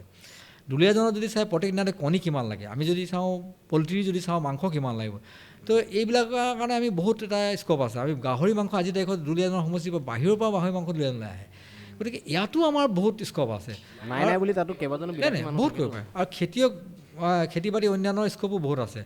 আৰু ইয়াৰ লগতে আমি ক্ৰীড়া ক্ষেত্ৰখনত যদি চাওঁ, ক্ৰীড়া ক্ষেত্ৰখনত এনেকুৱা হয় যে দুলীয়াজান ক্ৰীড়া প্ৰতিভা থকা এটা জেগা হয়। ক্ৰীড়া প্ৰতিভা থকা ব্যক্তি, বহুত ক্ৰীড়া প্ৰতিভা থকা যুৱক তাত নিজে সৃষ্টি হৈছে। গতিকে এইবিলাকক যদি অলপ আপলিফ্ট কৰি দিওঁ আমি, যদি যদি তেখেতলোকক এটা ভাল প্লেটফৰ্ম আমি দি দিওঁ, গতিকে আমি সেই ফালৰ পৰা বহু ল'ৰাক, বহু উঠি অহা প্ৰজন্মক আমি আত্মনিৰ্ভৰ কৰি তুলিব পাৰোঁ, তেখেতসকলক মানে আমি সংস্থাপিত কৰিব পাৰোঁ। কাৰণ ময়ো নিজে টেঙাখাত ক্ৰীড়া সন্থাৰ সভাপতি, গতিকে টেঙাখাত ক্ৰীড়া সন্থাৰ সভাপতি হয়। সেই অনুযায়ী মই টেঙাখাত অঞ্চলৰ প্ৰতিটো ক্ৰীড়া প্ৰতিভা থকা উঠি অহা প্ৰজন্মক আমি আগুৱাই লৈ যাবৰ কাৰণে চেষ্টা চলাইছোঁ। তো ইয়াত বহুত কৰণীয় কাম আছে।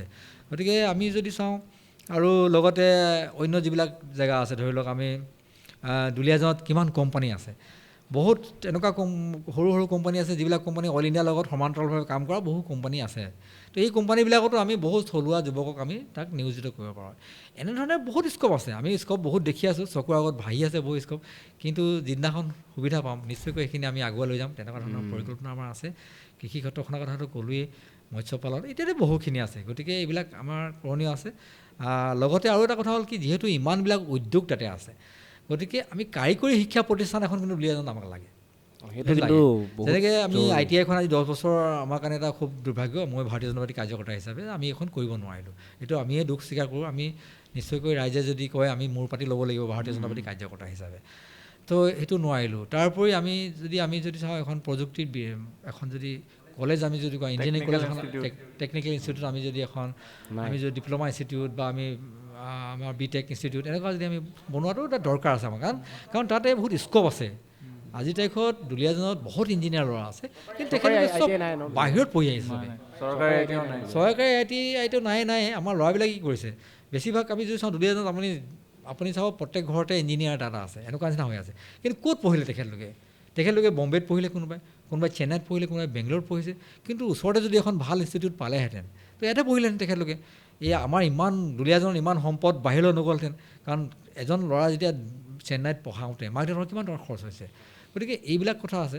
গতিকে এইবিলাক কৰণীয় বহুত আছে, কৰিবলৈ বহুত কাম আছে। আমি যদি চাওঁ এখন হস্পিটেল দুলীয়াজানত, এখন মানে এনেকুৱা 100 বেডেড কোনো হস্পিটেল আজিলৈকে নাই। এখন আমাক লাগে অল ইণ্ডিয়া হস্পিটেল এখন লাগে। অল ইণ্ডিয়াত এখন হস্পিটেল আছে, এইখনতো অল ইণ্ডিয়াৰ হস্পিটেল হয়, তেখেতলোকক আমি নিৰ্ভৰ কৰি চলিব নোৱাৰোঁ কাৰণ তেখেতক এটা কোম্পানীৰ হয়, তেখেতলোকে এটা ছিষ্টেমত চলে। কিন্তু পাব্লিকৰ কাৰণে এখন 100 বেডেড এখন হস্পিটেল তাত লগে। গতিকে পৰৱৰ্তী দিনত এইবিলাক আমাৰ পৰিকল্পনা থাকিব, তেনেকুৱা ধৰণৰ বহুত পৰিকল্পনা আছে যিবিলাক যদি দলে যদি মোক সুবিধা দিয়ে, ৰাইজে যদি মোক সেই স্থানলৈ লৈ যায়, এইবিলাক আমি আগবঢ়াই লৈ যাম। এই যে তাত অকণমান ধেমেলীয়া প্ৰশ্ন এটা সুধিছোঁ দে, আপোনালোকে যে কয় যে প্ৰাৰ্থীবিলাকে যে টিকট বিচাৰি আছে, মই টিকট বিচাৰিছোঁ, কেনেকুৱানো টিকটটো দেখিবলৈ মানে কি নাই আচলতে এইটো কি কয় পাৰ্টিত বি ফৰ্ম বুলি কেনে কয়, টিকেট বুলি কোনো কথা নাই, পাৰ্টিত বি ফৰ্ম বুলি কেনে কয়।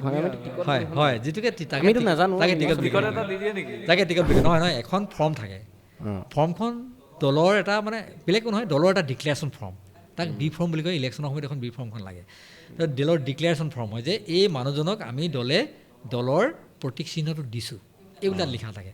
কাৰণ যোৱা সময়ত যেতিয়া মই ডিব্ৰুগড় জিলাৰ সভাপতি আছিলোঁ, ডিব্ৰুগড় জিলাৰ সভাপতি থাকোঁতে মই পঞ্চায়ত নিৰ্বাচনটো পূৰা আগৰ পঞ্চায়ত, এইটো নহয় ইয়াৰ আগৰ পঞ্চায়ত নিৰ্বাচনটো টিকেট দিয়াৰ দায়িত্ব মোৰেই আছিলে। গতিকে যিমান মানে ধৰি লওক আমাৰ পঞ্চায়তৰ যিমান প্ৰতিনিধি বা পঞ্চায়তৰ যিমান প্ৰাৰ্থী আছিলে, আঞ্চলিক সদস্য আছিলে বা ৱাৰ্ড সদস্য, সকলোকে যিমান যিটো টিকেট বুলি কোৱা, সেই টিকেটৰ দিয়া দায়িত্বটো মোৰ চহীটো মই ক'বলগীয়া আছিল। গতিকে তেনেকুৱা, গতিকে সেইখন এখন ফৰ্ম বি ফৰ্ম বুলি কেনে কয়। এই ফৰ্মখনত এজনৰ প্ৰাৰ্থীৰ নাম লিখা থাকে আৰু প্ৰতীকটো তাত দিয়া থাকে। এই প্ৰতীকটো দলৰ ভাৰতীয় জনতা পাৰ্টীৰ প্ৰতীকটো এই মানুহজনক দিয়া হৈছে বুলি এইটো নিৰ্বাচন আয়োগলৈ লিখাখন চিঠি বুলি ধৰি লওক আপুনি, আৰু তেনেকুৱা সেইটোৱে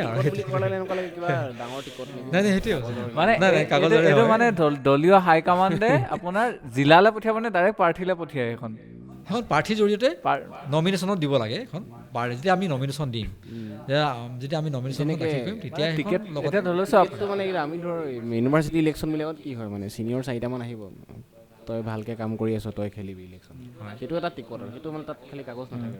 কিন্তু মানে এতিয়া এইটো দলীয় স্বীকৃতি, এনেকুৱা নাই, এইটো এটা দলীয় স্বীকৃতি। দলীয় স্বীকৃতিটো লেখা কাগজত দিব লাগে, শুনিবলৈ ভাল লাগে ন, কাৰণ এইটো একেবাৰে ফৰ্মেল ছিষ্টেমত চলে, গভৰ্ণমেণ্ট ছিষ্টেমত চলে।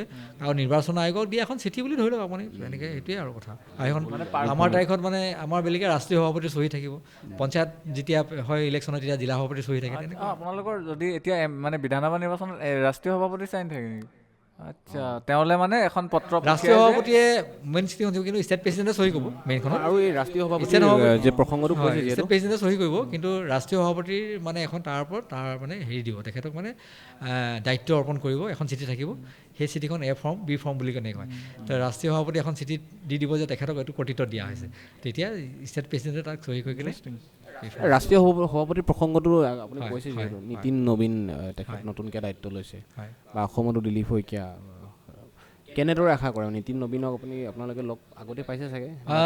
নীতিন নবীনজীক মোৰ আগতে লগ পোৱা একচুৱেলি মনত নাই, কিন্তু তেখেতে অসমলৈ আহিছিল। মই যি সময়ত যুৱ মৰ্চা কৰিছিলোঁ সেই সময়ত তেখেতেও যুৱ মৰ্চাই কৰিছিল, কিন্তু তেখেত মোতকৈ বয়সত বহুত কম আছিল। তেখেতে হয়, তেখেতে সৰু বয়সতে যেতিয়া যুৱ মৰ্চাৰ দায়িত্ব লৈছিল, তেতিয়া আমি অলপ বয়স আমাৰ বেছি আছিল, কাৰণ যুৱ মৰ্চাৰ বয়স আমাৰ 35 বছৰলৈকে। যেতিয়া হয়তো মোৰ 34 বছৰ বয়স হৈছিল, তেতিয়া হয়তো তেখেতৰ 30 বছৰমান বয়স আছিল। গতিকে সেই সময়ত তেখেতেও যুৱ মৰ্চাত আহি গৈছিল আৰু মই যুৱ মৰ্চাত আছিলোঁ। সেই সময়তে তেখেতে অসমলৈ আহিছিল, আৰু তেখেতে এদিন ভাষণত ক'লে, ইয়াৰ প্ৰথমবাৰ যেতিয়া নীতিনজী যেতিয়া অসমলৈ আহিছিল, তেতিয়া তেখেতে ৱৰ্কিং প্ৰেচিডেণ্ট আছিলে, প্ৰেচিডেণ্ট হোৱা নাছিলে। সেই সময়তে অসমলৈ আহিছিলে, গুৱাহাটীত এখন সভাত আহিছিলে। তেতিয়া তেখেতে ক'লে যে মই ইয়াৰ আগতে এবাৰ অসমলৈ আহিছিলোঁ, যেতিয়া মই যুৱ মৰ্চা আছিলোঁ। সেই সময়ত যুৱ মৰ্চাৰ সভাপতি দিলীপ শইকীয়া ডাঙৰীয়া আছিলে, আজি মই আহিছোঁ, আজিও দিলীপ শইকীয়া সভাপতি বুলি কৈছে। গতিকে সেই সময়ত তেখেতে আছিলে, আৰু আজিৰ তাৰিখত তেখেতে সভাপতি হৈছে। নিশ্চয়কৈ আমি তেখেতৰ পৰা বহুত আশাবাদী। তেখেত যিহেতু এজন য়ং আৰু খুব মানে অভিজ্ঞ, কম বয়সৰ পৰা তেখেতে ৰাজনীতিত কাম কৰিছে, কাৰণ হয়তো 30 বছৰ বা তাতকৈ কম বয়সৰ পৰা তেখেতে কিমান বয়সৰ পৰা আছে মই নাজানো, কিন্তু 30 বছৰমান বয়সত যে তেখেতে যুৱ মৰ্চাৰ ৰাষ্ট্ৰীয় সমিতিত আছিলে এইটো সঁচা কথা।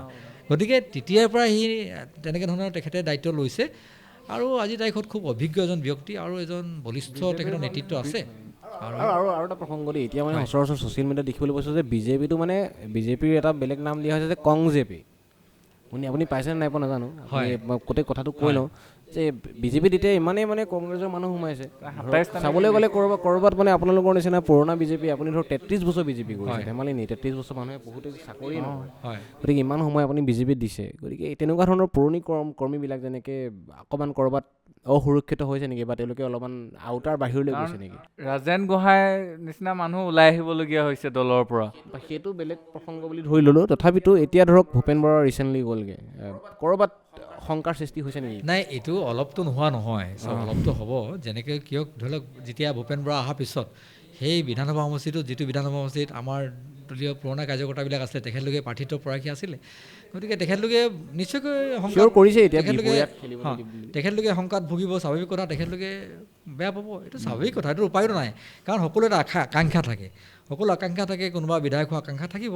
আৰু যেতিয়া নেকি আন এজন মানুহ ক'ৰবাৰ পৰা আহিলে যে তেখেত অহাৰ লগে লগে বেয়া লাগিব অলপ দিন, হয়তো পাছত আকৌ লাইনত আহি যাব, বা সকলোৱে আকৌ পাছত যেনেকৈ আমি তেৰছগোলা যেতিয়া আহিছিল তেতিয়া আমি দুদিনমান আমিও বেয়া পাইছিলোঁ, তাৰপিছত আমি আকৌ তেখেতক সং দিলোঁ আমি দলৰ স্বাৰ্থত। কাৰণ আমাৰ ভাৰতীয় জনতা পাৰ্টীৰ কাৰ্যকৰ্তাবিলাক সদায় সমৰ্পিত কাৰ্যকৰ্তা হয়। ভাৰতীয় জনতা পাৰ্টীৰ কাৰ্যকৰ্তাবিলাকে সদায় দেশৰ স্বাৰ্থত কাম কৰে। আমাৰ কি হয়, আমাৰ নীতিত এনেকুৱা কথা আছে যে নেশ্যন ফাৰ্ষ্ট, ৰাষ্ট্ৰ প্ৰথম, আমাৰ ৰাষ্ট্ৰ সৰ্বোপৰি, ৰাষ্ট্ৰৰ পিছতহে দল, দলৰ পিছতহে আমি, ব্যক্তিগতটো আমাৰ 3 নম্বৰত থাকে। গতিকে সেইকাৰণে অলপ দিন মনটো বেয়া লাগিব, কিন্তু যিহেতু দলৰ আদৰ্শৰ জৰিয়তে আকৌ তেখেতলোকে থাকিব, কোনো ডাঙৰ কথা নহয়। আৰু এটা কথা মই কওঁৱেই, চাওক এতিয়া সকলো দলতে ভাল ভাল মানুহ থাকে, মই বেয়া মানুহ, সকলো দলত যে থকা মানুহ আটাইবিলাক বেয়া মানুহ মই কেতিয়াও নকওঁ। দলটোৰ এটা আদৰ্শ থাকে, দলৰ আদৰ্শৰ মতে মানুহবিলাকে চলে। ডক্টৰ হিমন্ত বিশ্ব শৰ্মা যেতিয়া কংগ্ৰেছত আছিল তেতিয়া কি আছিল, কংগ্ৰেছৰ যিটো নীতিমতে তেখেতে চলি আছিল। তেতিয়া হিমন্ত বিশ্ব শৰ্মা যেতিয়া কংগ্ৰেছত আছিল তেতিয়াতো বিজেপিয়ে ধৰক কংগ্ৰেছ নাই, নিশ্চয়। আৰু সঁচা কথা, স্পষ্ট কথা মই এনে কৈছোঁ যে প্ৰথম আমাৰ খজুতি মানে ডক্টৰ হিমন্ত বিশ্ব শৰ্মা আছিলে। আমি যেতিয়া মিটিঙত ভাষণ দিওঁ প্ৰথমতে হিমন্ত বিশ্ব শৰ্মা ডাঙৰীয়াকে আমি গালিটো আৰম্ভ কৰোঁ, কাৰণ সেইটো সঁচা কথা। তৰুণ গগৈক আমি গালি পোৱা নাছিলোঁ, কাৰণ তেখেতে বেছি এক্টিভ আছিলে, বেছি। কিন্তু ধৰি লওক তেখেতৰ এটা ভাল মানে মন আছিলে যে ৰাষ্ট্ৰখনক আমি সেৱা কৰিব লাগে, ৰাজ্যখনক আমি সেৱা কৰিব লাগে। গতিকে সেৱা কৰাৰ এটা খুব ভাল এটা মন থকাৰ কাৰণে তেখেতে বিজেপিত আহি গ'ল। আৰু আজিৰ তাৰিখত বিজেপিত তেখেতে খুব ভাল নেতৃত্বৰে বিজেপি দলটোকো নেতৃত্ব দিছে, লগতে অসম চৰকাৰখনক নেতৃত্ব দিছে। গতিকে তেনেকুৱা ধৰণৰ বহু কংগ্ৰেছত এনেকুৱা ভাল ভাল মানুহ আছে যিবিলাকে দেশৰ কাৰণে চিন্তা কৰা বা মানে সমাজৰ কাৰণে চিন্তা কৰা বহু ভাল মানুহ কংগ্ৰেছতো কাম কৰি আছে। সেইবিলাকে যদি সময় সুবিধা হয় তেখেতলোকো বিজেপিত নিশ্চয়কৈ আহিব, এইটো ডাঙৰ কথা নহয়। আমি আদৰণি জনাইছোঁ, এইটো ডাঙৰ কথা নহয়। এইটো আহিব, দল বেয়া নহয়, মানে মানুহ বেয়া হ'ব পাৰে। হয়, এইটো চাওক বিজেপি বুলি কংগ্ৰেছেও হওক প্ৰতিটো দলতে থাকে ন, আৰু সেইটো কাৰণে হয়তো ক'ৰবাত নহয় ক'ৰবাত কংগ্ৰেছতো উপেক্ষিত হৈ হিমন্ত বিশ্ব শৰ্মা কিজানি আহিলে, তেনেকুৱাওতো হয়। দলৰ নীতি নিয়ম থাকে, দলৰ মতে আমি ক'বলৈ আমাৰ এনেকুৱা কথা আছে যে আমি আমাৰ দলত আহিলে ধৰি লওক আমি প্ৰথমতে ভাৰত মাতা কি জয়টো আমি প্ৰথম চিঞৰ, জয় অসম চিঞৰ। কিন্তু আনবিলাকে যেন ভাৰত মাতা জয়টোতো ভাৰত মাতৃ বুলি ধৰিছোঁ ভাৰতবৰ্ষখনক আমি, আৰু ভাৰত মাতৃখনক আমি জয় বুলি কৈছোঁ, ভাৰত মাতৃৰ জয় হোৱাটো আমি বিচাৰিছোঁ, অসমক জয় হোৱাটো বিচাৰিছোঁ। কিন্তু কংগ্ৰেছত থাকিলে এনেকুৱা হয় যে সেইটো চিঞৰিব নোৱাৰিবি তহঁতে। তাৰমানে কেনেকুৱা মানে যে ভাৰত মাতৃখনক আগুৱাই জয় হোৱাটো নিবিচাৰে নি তেখেতলোকে। গতিকে তেখেতলোকে এইটো আদৰ্শগতভাৱে নিচিঞৰে, আদৰ্শভাৱে ক'ব নোৱাৰে। গতিকে সেইবিলাক দলৰে আদৰ্শ, গতিকে সেইকাৰণে প্ৰতিটো দলৰ এটা এটা আদৰ্শ থাকে, গতিকে সেইমতে কামবিলাক হয়। গতিকে সেই দলত থকা মানুহে ভাৰত মাতা জয় বুলি নিচিঞৰে, কিন্তু ভাৰত মাতা জয় বুলি চিঞৰাটো গৌৰৱৰ কথা। ভাৰত মাতৃভূমি, এই দেশখনক আমি জয় কৰিব বিচাৰিছোঁ, জয় অসম, অসম মাতৃভূমি আমাৰ, অসমক জয় কৰাটো বিচাৰিছোঁ। কিন্তু কংগ্ৰেছী মানুহকেইটা জয় অসম বুলি চিঞৰিব নোৱাৰে তেখেতলোকে, জয় অসম বুলি চিঞৰা তেখেতলোকৰ সাহস নাই, বা তহঁতৰ দলত সেইটো আদৰ্শতে নাই চাগে। গতিকে আজিকালি দুই এজনে চিঞৰি কেতিয়াবা কৈ শুনা দেখিছোঁ, কিন্তু ভাৰত মাতাকে জয় বুলিতো কোৱা শুনাই নাই তেখেতলোকৰ মাজত।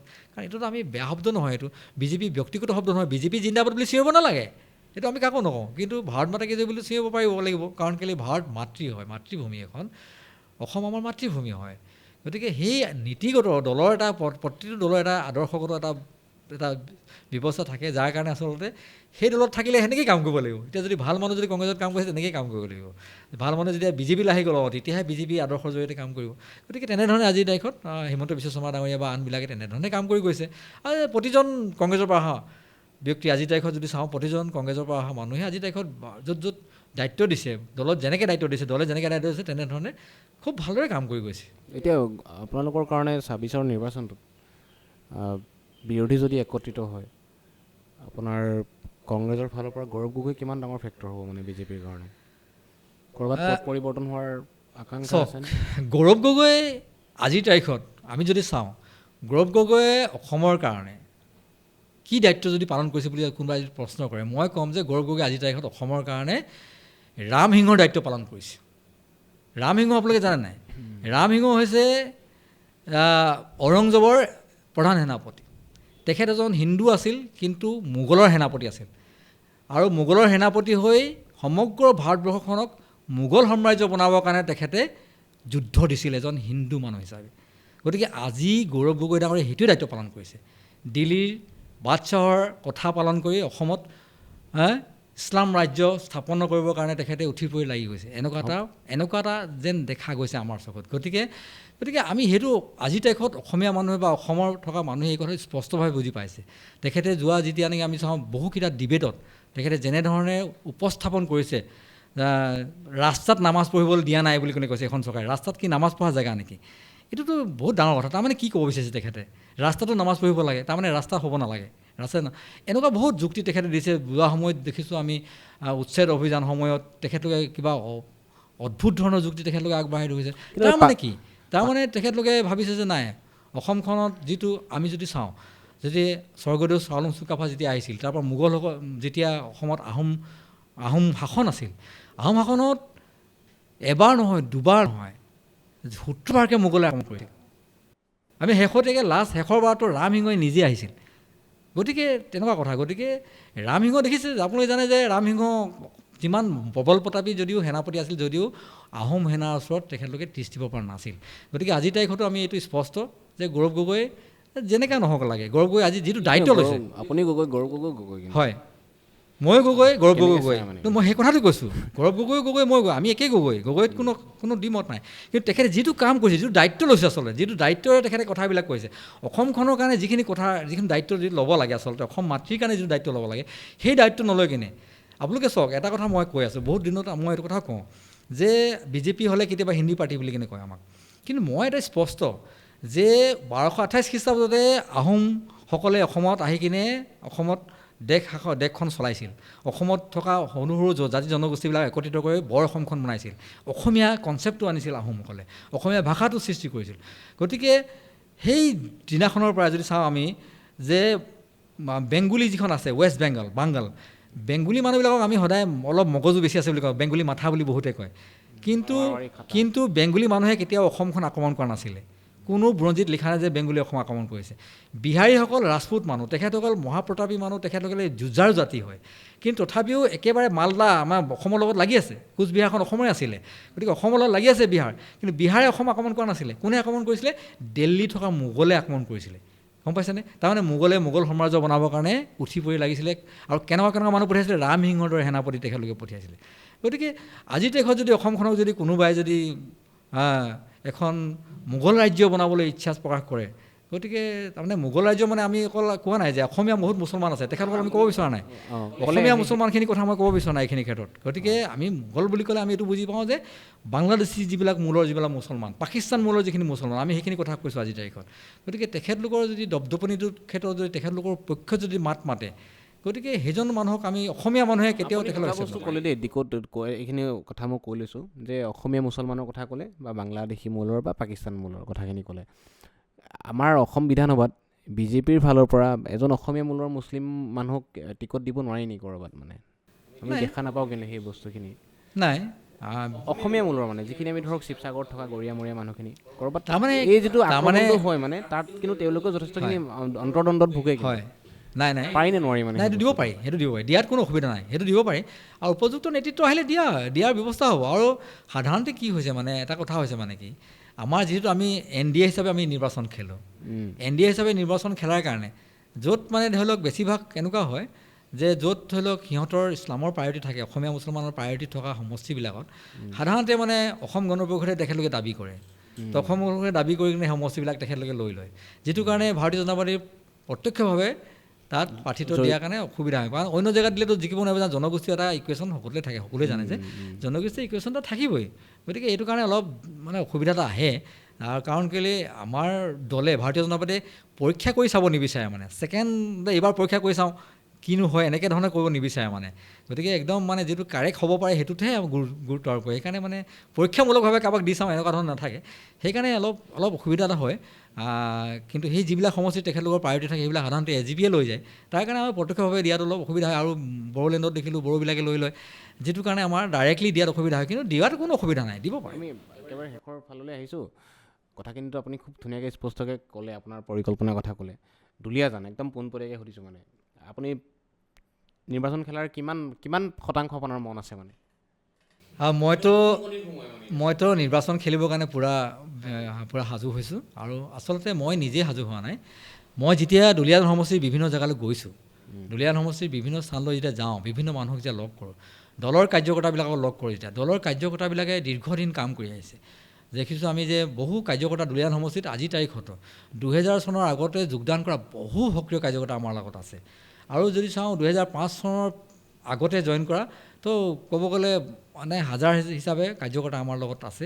তো এনেকুৱা বহুত কাৰ্যকৰ্তা আছে, বহু অনুভৱী কাৰ্যকৰ্তা আছে, নতুন কাৰ্যকৰ্তা বহুত এতিয়া ভৰি পৰি আছে। বহুত কাৰ্যকৰ্তাবিলাকক যেতিয়া লগ পাওঁ ব্যক্তিগতভাৱে, তেখেতলোকে সকলোৱে মোক আগ্ৰহ কৰিছে যে নাই আপুনি প্ৰাৰ্থিত্ব বিচাৰক, কাৰণ আপোনাৰ নিচিনা এজন মানুহ আমাক লাগে, যিজনে আমাক বিভিন্ন সময়ত আমাক দলৰ কথা শিকাইছে, দলৰ বিভিন্ন কাম কৰাৰ ৰাজনীতি শিকাইছে। গতিকে তেনেকুৱা মানুহ এজন আমি বিচাৰিছোঁ। বাগানৰ প্ৰভাৱ আৰু লগতে গাঁৱত যেতিয়া যাওঁ, বিভিন্ন গাঁৱত জনসাধাৰণ মানুহক তেখেতলোকেও মোক বাৰে বাৰে কৈ আছে যে নাই কোনো কাৰণতে পিছুৱাই যাব নালাগে, আগবাঢ়ি আহিব লাগে আৰু প্ৰাৰ্থিত্ব বিচাৰিব লাগে, তেনেধৰণে কথা কৈছে। আৰু বাগানত এনেকুৱাই কথা যে চব মই যিটো জেগা, মোৰ যিটো আচলতে মোৰ অৰিজিনেলি যিটো ঘৰ, এই ঘৰটোত ওচৰে পাঁজৰে চবফালে মই যদি চাওঁ, আমি চাহ জনগোষ্ঠীৰ মানুহ ভৰপূৰ থকা এটা জেগা। মোৰ ঘৰৰ আগফালে মুণ্ডা মানুহবিলাক আছে, ওচৰতে চাওঁতাল মানুহ আছে, অলপমান দূৰতে গ'লে ওৰাং মানুহবিলাক আছে, তাৰ ভিতৰতে বহু খ্ৰীষ্টিয়ান আছে, বহু হিন্দু আছে। গতিকে চাহ জনগোষ্ঠী সমাজৰ লগত মোৰ এটা দীৰ্ঘদিনীয়া সৰু ল'ৰালি দিনৰ পৰা মোৰ এটা সম্পৰ্ক আছে। আৰু এতিয়া যদি মই দুলীয়াজান সমষ্টিৰ যিমানবিলাক বাগান আছে, প্ৰতিখন বাগানলৈ মই বিভিন্ন সময়ত গৈছোঁ, কাৰণ সুদীৰ্ঘ জীৱন মই দলটোত মই পাইছোঁ। কাৰণ মণ্ডল সভাপতি থাকোঁতে মই গৈছোঁ, যুৱ মৰ্চা থাকোঁতে গৈছোঁ, প্ৰতিখন বাগান গৈছোঁ, প্ৰতিখন বাগানৰ মোৰ সম্পৰ্ক আছে। আৰু চাহ জনগোষ্ঠীৰ যিটো কালচাৰ, যে চাহ জনগোষ্ঠীয় কালচাৰটোতো মই ওতঃপ্ৰোতভাৱে জড়িত। কাৰণ চাহ জনগোষ্ঠীয় যিমানবিলাক ধৰি লওক বাদ্যযন্ত্ৰ, আমি পাতাইবিলাক বাদ্যযন্ত্ৰ আমি বজাব জানো, সিহঁতৰ নাগেৰা জানো, ঢোল বজাব জানো, সিহঁতৰ ঢাক বজাব জানো, মই মৃদং বজাব, মান্দাৰৰ বুলি কেনেকৈ আমি বজাব জানো, মাদল আছে, তেখেতলোকৰ মই গান গাব পাৰোঁ, তেখেতলোকৰ লগত মই ভালকৈ নাচিব পাৰোঁ, আৰু চাহ জনগোষ্ঠীয় ভাষা মই ভালকৈ ক'ব পাৰোঁ। গতিকে চাহ জনগোষ্ঠীয় সমাজৰ লগত খুব মানে আন্তৰিকতাৰ সম্পৰ্ক আমাৰ আছে।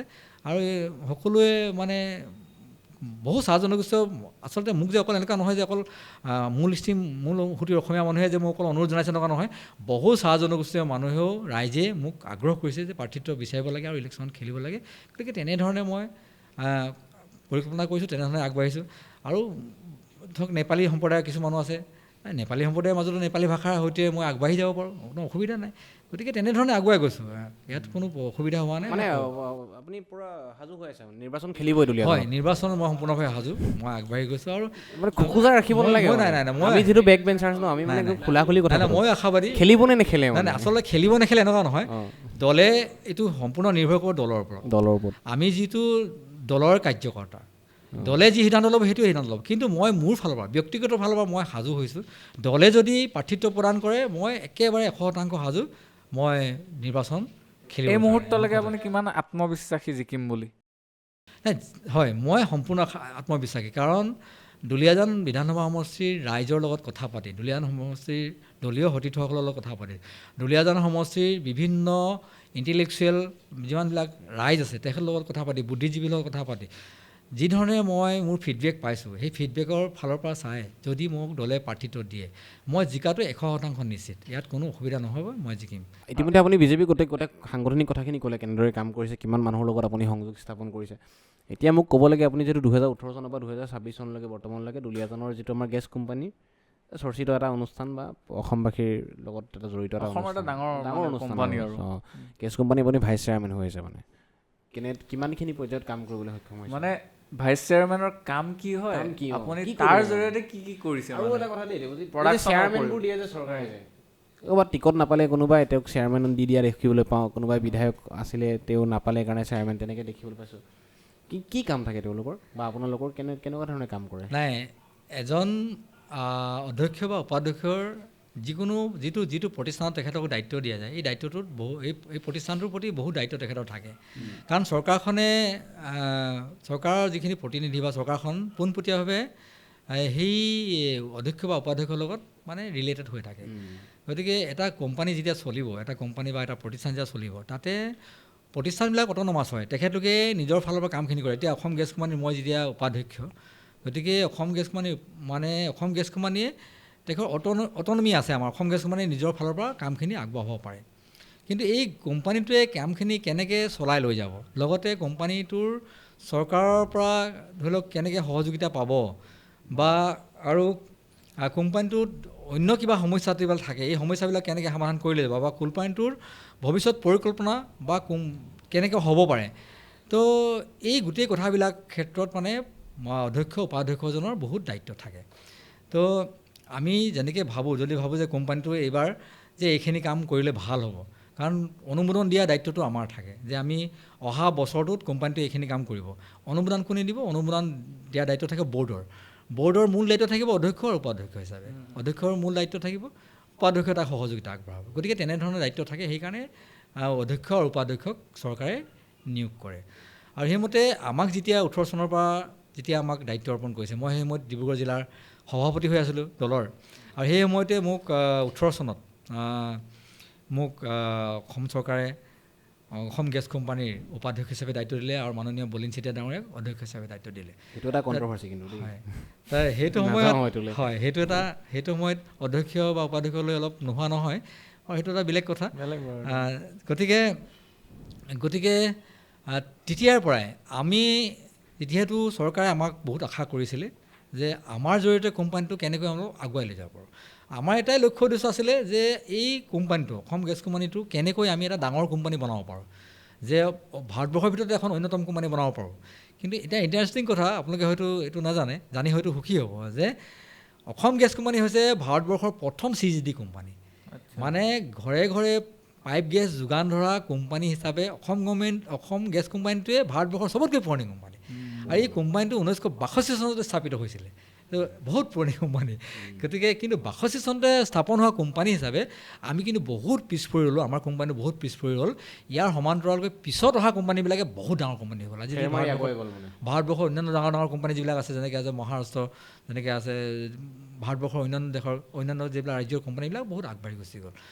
কিন্তু আমি যেতিয়া দায়িত্ব পালোঁ, আমি দায়িত্ব পোৱাৰ পিছত তো সেই সময়ত মাননীয় মুখ্যমন্ত্ৰী সৰ্বানন্দ সোণোৱাল ডাঙৰীয়াৰ তেখেতে আমাক বহুত মাৰ্গদৰ্শন দিছিল। তেখেতৰ মাৰ্গদৰ্শনে আমি প্ৰথমতে আগবাঢ়ি গ'লোঁ আৰু পৰৱৰ্তী সময়ত বৰ্তমান মাননীয় মুখ্যমন্ত্ৰী ডক্টৰ হিমন্ত বিশ্ব শৰ্মা ডাঙৰীয়া আহিল আৰু তেখেতেও আমাক বহুত মাৰ্গদৰ্শন দিছে। আৰু তেখেতলোকৰ আচলতে নেতৃত্বত আৰু লগতে আমাৰ বলিন চেতিয়া ডাঙৰীয়াই মানে সকলো ক্ষেত্ৰতে আমাক ফ্ৰী হেণ্ড দিছে আমাক কাম কৰিবৰ কাৰণে। গতিকে তেখেতৰ নেতৃত্বত আমি কাম কৰি গৈছোঁ আৰু আমাৰ এটাই লক্ষ্য আছিলে যে এই কোম্পানীটো কেনেকৈ এটা ডাঙৰ কোম্পানী বনাব পাৰোঁ আৰু এই কোম্পানীটো কেনেকৈ অসমৰ জনসাধাৰণৰ উপকাৰ সাধিব পৰা কোম্পানী হিচাপে বনাব পাৰোঁ, অসমৰ ৰাইজৰ উপকাৰ হ'ব পৰা কোম্পানী বনাব, এইটো এটা আমাৰ এটা লক্ষ্য আছিলে। সেইকাৰণে আমি তেনেধৰণে কাম কৰিছোঁ। আজিৰ তাৰিখত আপোনালোকে জানি সুখী হ'ব যে অসম গেছ কোম্পানীটো যেতিয়া আমি যোগদান কৰিছিলোঁ তেতিয়া প্ৰায় 200 বা 250 কোটি টকা টাৰ্ণ অভাৰ আছিলে আমাৰ, আৰু আজিৰ তাৰিখত প্ৰায় 1000 কোটি টকা টাৰ্ণ অভাৰ হৈছে আমাৰ কোম্পানীটো। গতিকে ই বহুত ডাঙৰ এটা কোম্পানীলৈ আগবাঢ়ি গৈছে। আৰু লগতে আমি যদি চাওঁ আমাৰ মূল কামখিনি জনহিতৈষী যিবিলাক কাম আছে, কামখিনিৰ ভিতৰত ঘৰে ঘৰে পাইপলাইন দি যেতিয়া গেছ যোগান ধৰা, এই কামটো এটা বহুত ইম্পৰ্টেণ্ট কাম। কাৰণ 1992 চনৰ পৰাই মই জানো যে আমাৰ দুলীয়াজান সমষ্টিৰ বিভিন্ন এলেকাত, যেনেকৈ টেঙাখাটতো বহুত সেই সময়ত ডাঙৰ ডাঙৰ মানুহ, টেঙাখাটত শিক্ষক সমাজ বা এনেকুৱা ধৰণৰ সমাজে পাইপ গেছৰ কাৰণে আন্দোলন পৰ্যন্ত কৰিছিলে, আবেদনটো কৰিছিলে, আন্দোলন পৰ্যন্ত কৰিবলগীয়া হৈছিলে, তথাপিও পাইপ গেছ পোৱা নাছিলে। কিন্তু আমি অহাৰ পিছত আমি সেইখিনি খুব আন্তৰিকতাৰে এইখিনি দায়িত্ব লৈছিলোঁ আৰু বহুত জেগাত আমি পাইপ যোগে ৰান্ধনীশালে লগাই দিবলৈ আমি সক্ষম হৈছোঁ। যেনেকৈ দুলীয়াজান সমষ্টিত যদি চাওঁ আমি, যে দুলীয়াজানৰ মূল জেগাডোখৰত আছিলে কঁঠালগুৰি অলপমান পাৰ্ট এটা আছিলে, এতিয়া কঁঠালগুৰি গোটেই প্ৰায় এলেকাত হৈ গ'ল, 2-এখন গাঁও বাকী ৰৈ গৈছে। টিঙাৰী চাৰিআলিত একেবাৰে নাছিলে, টিঙাৰী চাৰিআলিত আমি লৈ আহিছোঁ, আমি তিৱাৰী গোলা একেবাৰে লৈ আহিলোঁ এইফালে গকুৱে, তাৰপিছত উখাপুৰ একেবাৰে একো নাছিল, উখাপুৰ আমি লৈ গ'লোঁ, ভাদৈ পাচলি আমি লৈ গ'লোঁ, বকুলনি চাৰিআলি আমি লৈ গ'লোঁ, নাহলীয়াত অলপ চলপ আছিলে, নাহলীয়াত ডাঙৰ লৈ গ'লোঁ, টেঙাখাটত একো নাছিলে, টেঙাখাট মোৰ নিজৰ জেগা, মই টেঙাখাটত লৈ গ'লোঁ, টেঙাখাটৰ গাঁৱে ভূঞে আমি গন্ধিয়া ভাজনি বিভিন্ন গাঁৱে ভূঞে আমি লৈ যাবলৈ সক্ষম হৈছোঁ। তেনেধৰণে আমি টেঙাখাট অঞ্চলটো বিভিন্ন প্ৰান্তত আপুনি চাই 1 নম্বৰ কঁঠালগুৰি বহুত দূৰ জেগা, তাতো আমি পাইপ গেছ লগাবলৈ আমি সক্ষম হৈছোঁ। এইখিনি কাম কৰি গৈছোঁ আৰু বহুত পৰিকল্পনা আছে বিভিন্ন জেগাত। আমি ইতিমধ্যে আমাৰ ৱৰ্ক অৰ্ডাৰ হৈ গৈছে, এইবিলাকত আমি কৰিছোঁ। অকল যে দুলীয়াজান সমষ্টিতে কৰিছোঁ নহয়, নাহৰকটীয়া সমষ্টিটো চাওঁ যে আমি নামৰূপত কৰিছোঁ, জয়পুৰত কৰিছোঁ, আমাৰ বৰবাম গাঁৱত কৰিছোঁ, চাচনি ফালে আগুৱাইছোঁ। এনেকৈ ধৰণে আমি বহুত জেগাত আমি কাম কৰিছোঁ, অসমীয়া গাঁৱত কৰিছোঁ, আমাৰ ঘৰফালে গৈছোঁ, হয়, সেইখিনি লগাইছোঁ আমি, তেনেধৰণে কাম কৰিছোঁ। এইবিলাক অকল ইভেন আমি বাগানৰ লাইন কোৱাৰ্টাৰ আমি গেছ লগাবলৈ সক্ষম হৈছোঁ। লেঙেৰাই বাগানত আমি বাগানৰ লাইন কোৱাৰ্টাৰ পাইপলাইন গেছ আছে। যদি চাই শ্ৰীকৃষ্ণ ডিগবৈত থকা শ্ৰীকৃষ্ণ বাগান, পাৱৈ বাগান ইত্যাদি বাগানৰ লাইন কোৱাৰ্টাৰ আমি গেছ লগাব পাৰিছোঁ। একেবাৰে আমি এতিয়া মাজুলীত আমি আমি গেছ কানেকশ্যন কৰিবৰ কাৰণে আমি কাম কৰিছোঁ, এতিয়া শদিয়াত আমি কাম কৰিছোঁ গেছ কানেকশ্যন কৰিবৰ কাৰণে, এইখিনি আমি কাম কৰিছোঁ। ইয়াৰ লগতে আৰু আমি কি কৰিছোঁ, এই কোম্পানীটোক যেনেকৈ আমি মাল্টি ফুৱেল ৰিটেইল ষ্টেচন আমি বনাইছোঁ, যেনেকৈ CNG, পেট্ৰল, ডিজেল আৰু ইলেক্ট্ৰিক মানে EV এনেকুৱা ধৰণৰ মানে এনাৰ্জি ষ্টেচন আমি বনাইছোঁ, য'ত নতুন সংযোজন কৰিছোঁ আমি, য'ত CNG পোৱা যাব, য'ত পেট্ৰল পাব, ডিজেল পাব, এনেকুৱা ধৰণৰ আমি কাম কৰি গৈছোঁ। গতিকে কোম্পানীটো আজিৰ তাৰিখত বহুত আগুৱাই গৈছে। তেনেধৰণে সফল আপুনি আপোনাৰ সেইটো ক'ব পাৰে মানে নিশ্চয়কৈ আমি যিমানখিনি ৰাইজে গম পাব। হয়, আমি চেষ্টা কৰিছোঁ। নাই নাই, সেইটো আচলতে এইখিনি সম্ভৱ হৈ উঠিছে। কোম্পানী যিখিনি আমাৰ বিষয়ববীয়া তেখেতসকলেও যথেষ্ট সহযোগিতা আগবঢ়াইছে আৰু আমি পৰামৰ্শ দিছোঁ, সেইমতে কামখিনি হৈ গৈছে খুব ভালকৈ। আমি খুব সামৰিবলৈ হৈছে, কিন্তু তাৰ সামৰণিৰ সামৰিব লাগে হৈছে, এইটো কথা পাতি ওলাই থাকে আচলতে। এতিয়া শেষত এটা প্ৰশ্ন সুধিছোঁ মই, হিমন্ত বিশ্ব শৰ্মা চৰকাৰৰ কাম কাজক লৈ আপুনি কিমান সুখী এতিয়া? হয়, কি দৃষ্টিৰে চাই? ডক্টৰ হিমন্ত বিশ্ব শৰ্মা ডাঙৰীয়া কাম কাজক লৈ নিশ্চয়কৈ আমি আজি নহয়, মই নহয়, গোটেই অসম সুখী বুলি মই ক'ব পাৰিছোঁ। যিহেতু আজিৰ তাৰিখত যদি চাওঁ, ডক্টৰ হিমন্ত বিশ্ব শৰ্মাই যদি আমি বুৰঞ্জীৰ দিনলৈ যাওঁ, তেতিয়াহ'লে লাচিত বৰফুকনৰ দায়িত্ব তেখেতে লৈ আছে আজিৰ তাৰিখত, মই ক'ব বিচাৰিছোঁ। কাৰণ কেলেই সেইটো কিয় কৈছোঁ চবেই বুজি পাব। কাৰণ আজি যেনেধৰণে কামবিলাক হৈ আছে, অবৈধ নাগৰিক উচ্ছেদ, গড় ৰক্ষা, এই গোটেই বহুত কথাবিলাক মই ব্যাখ্যা কৰিব বিচৰা নাই, যে বেদখলকাৰীক লৈ কেনেকুৱা হৈছে, বিদেশী বাংলাদেশীক লৈ কেনেকৈ খেদাই দিয়া, নাই ঘূৰাই দি আছে। এতিয়া ধৰি লওক যিবিলাক বাহিৰৰ পৰা আহিছে আজিৰ তাৰিখত, সেইবিলাকতো ডাইৰেক্ট ঘূৰাই দিছে। এতিয়া যিমানবিলাক বাহিৰৰ পৰা আহিছে ডাইৰেক্ট ঘূৰাই, আগতে ঘূৰাব পৰা নাছিল। এই দায়িত্বটো পালন কৰিছে, এইটো এটা সুকীয়া, এইটো এটা দায়িত্ব পালন কৰিছে। ইয়াৰ লগতে অসমখনৰ সামগ্ৰিক উন্নয়নৰ কাৰণে বহু পদক্ষেপ তেখেত লৈছে। আজি যদি চাওঁ, আজি আমি নভবা নিচিন্তা কথাবিলাক হৈ উঠিছে, যে কাজিৰঙাত গঁড়কেইটাই কষ্ট পাব পাৰে বা বাঘ ভালুককেইটাই, হাতীকেইটাই কষ্ট পাব পাৰে, যে ইমান দিন কষ্ট পাই আছে, গাড়ীবিলাক যাওঁতে অসুবিধা হৈছে, তাৰ কাৰণে এটা এলিভেটেড কৰিডৰ যে লাগে তাত, এইটো ডাঙৰ এটা পদক্ষেপ। গতিকে এই যে পদক্ষেপ ল'ব লাগে বুলি তেখেতে চিন্তা কৰিছে আৰু এইখিনি কাম আগুৱাই লৈ গৈছে। সিদিনাখন আধাৰশিলা হৈ গৈছে। আমি চাওঁ যে ব্ৰহ্মপুত্ৰৰ ওপৰত কিমানখন দলং হৈ গ'ল।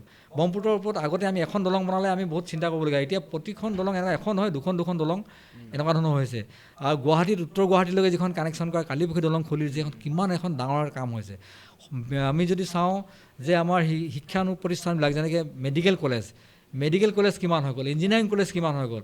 সেই সময়ত একো যেতিয়া পূৰ্বতে কেইখন মেডিকেল কলেজ আছিল, আজিৰ তাৰিখত কিমানখন মেডিকেল কলেজ আছে, সকলোৱে গম পাই আছে। এইবিলাক কথা স্পষ্ট হৈ পট হৈ আছে। IIT তো আগৰ পৰা আছিল, আমাৰ ওচৰত IIM নিচিনা আহি গৈছে, এইমছৰ নিচিনা হস্পিটেল আহিবলৈ ধৰিছে। আৰু ইভেন আমি যদি চাওঁ আৰু এটা নভবা নিচিন্তা এটা কথা, যে ব্ৰহ্মপুত্ৰৰ তলেদি ৰাস্তা হ'ব পাৰে নেকি, আমি কল্পনা কৰিব পৰা নাছিলোঁ যে ব্ৰহ্মপুত্ৰৰ তলেদিও এটা ৰাস্তা, যিটো ৰাস্তা ৰেলো যাব, বাছো যাব ইত্যাদি কথা, তেনেধৰণৰ ৰাস্তা বনাবৰ কাৰণে ইতিমধ্যে আৰু এটা কেবিনেট চেংচন হৈ গৈছে। গতিকে ইমানবিলাক কাম আগুৱাই লৈ গৈছে। লগতে আমি দেখিছোঁ যে আমাৰ যিসকল পূৰ্বপুৰুষ, আমাৰ যিবিলাক অসমৰ যিমানবিলাক ৰজা মহাৰজাবিলাকৰ যিটো সমাধি ক্ষেত্ৰ, যদি আমি চাওঁ যে চৰাইদেউ সমাধি ক্ষেত্ৰ, চৰাইদেউ মৈদামক আজি বিশ্ব ঐতিহ্য ক্ষেত্ৰলৈকে উন্নীতকৰণ কৰিব লাগে, এই কথাবিলাক চিন্তা চৰ্চা কোনে কৰিছে।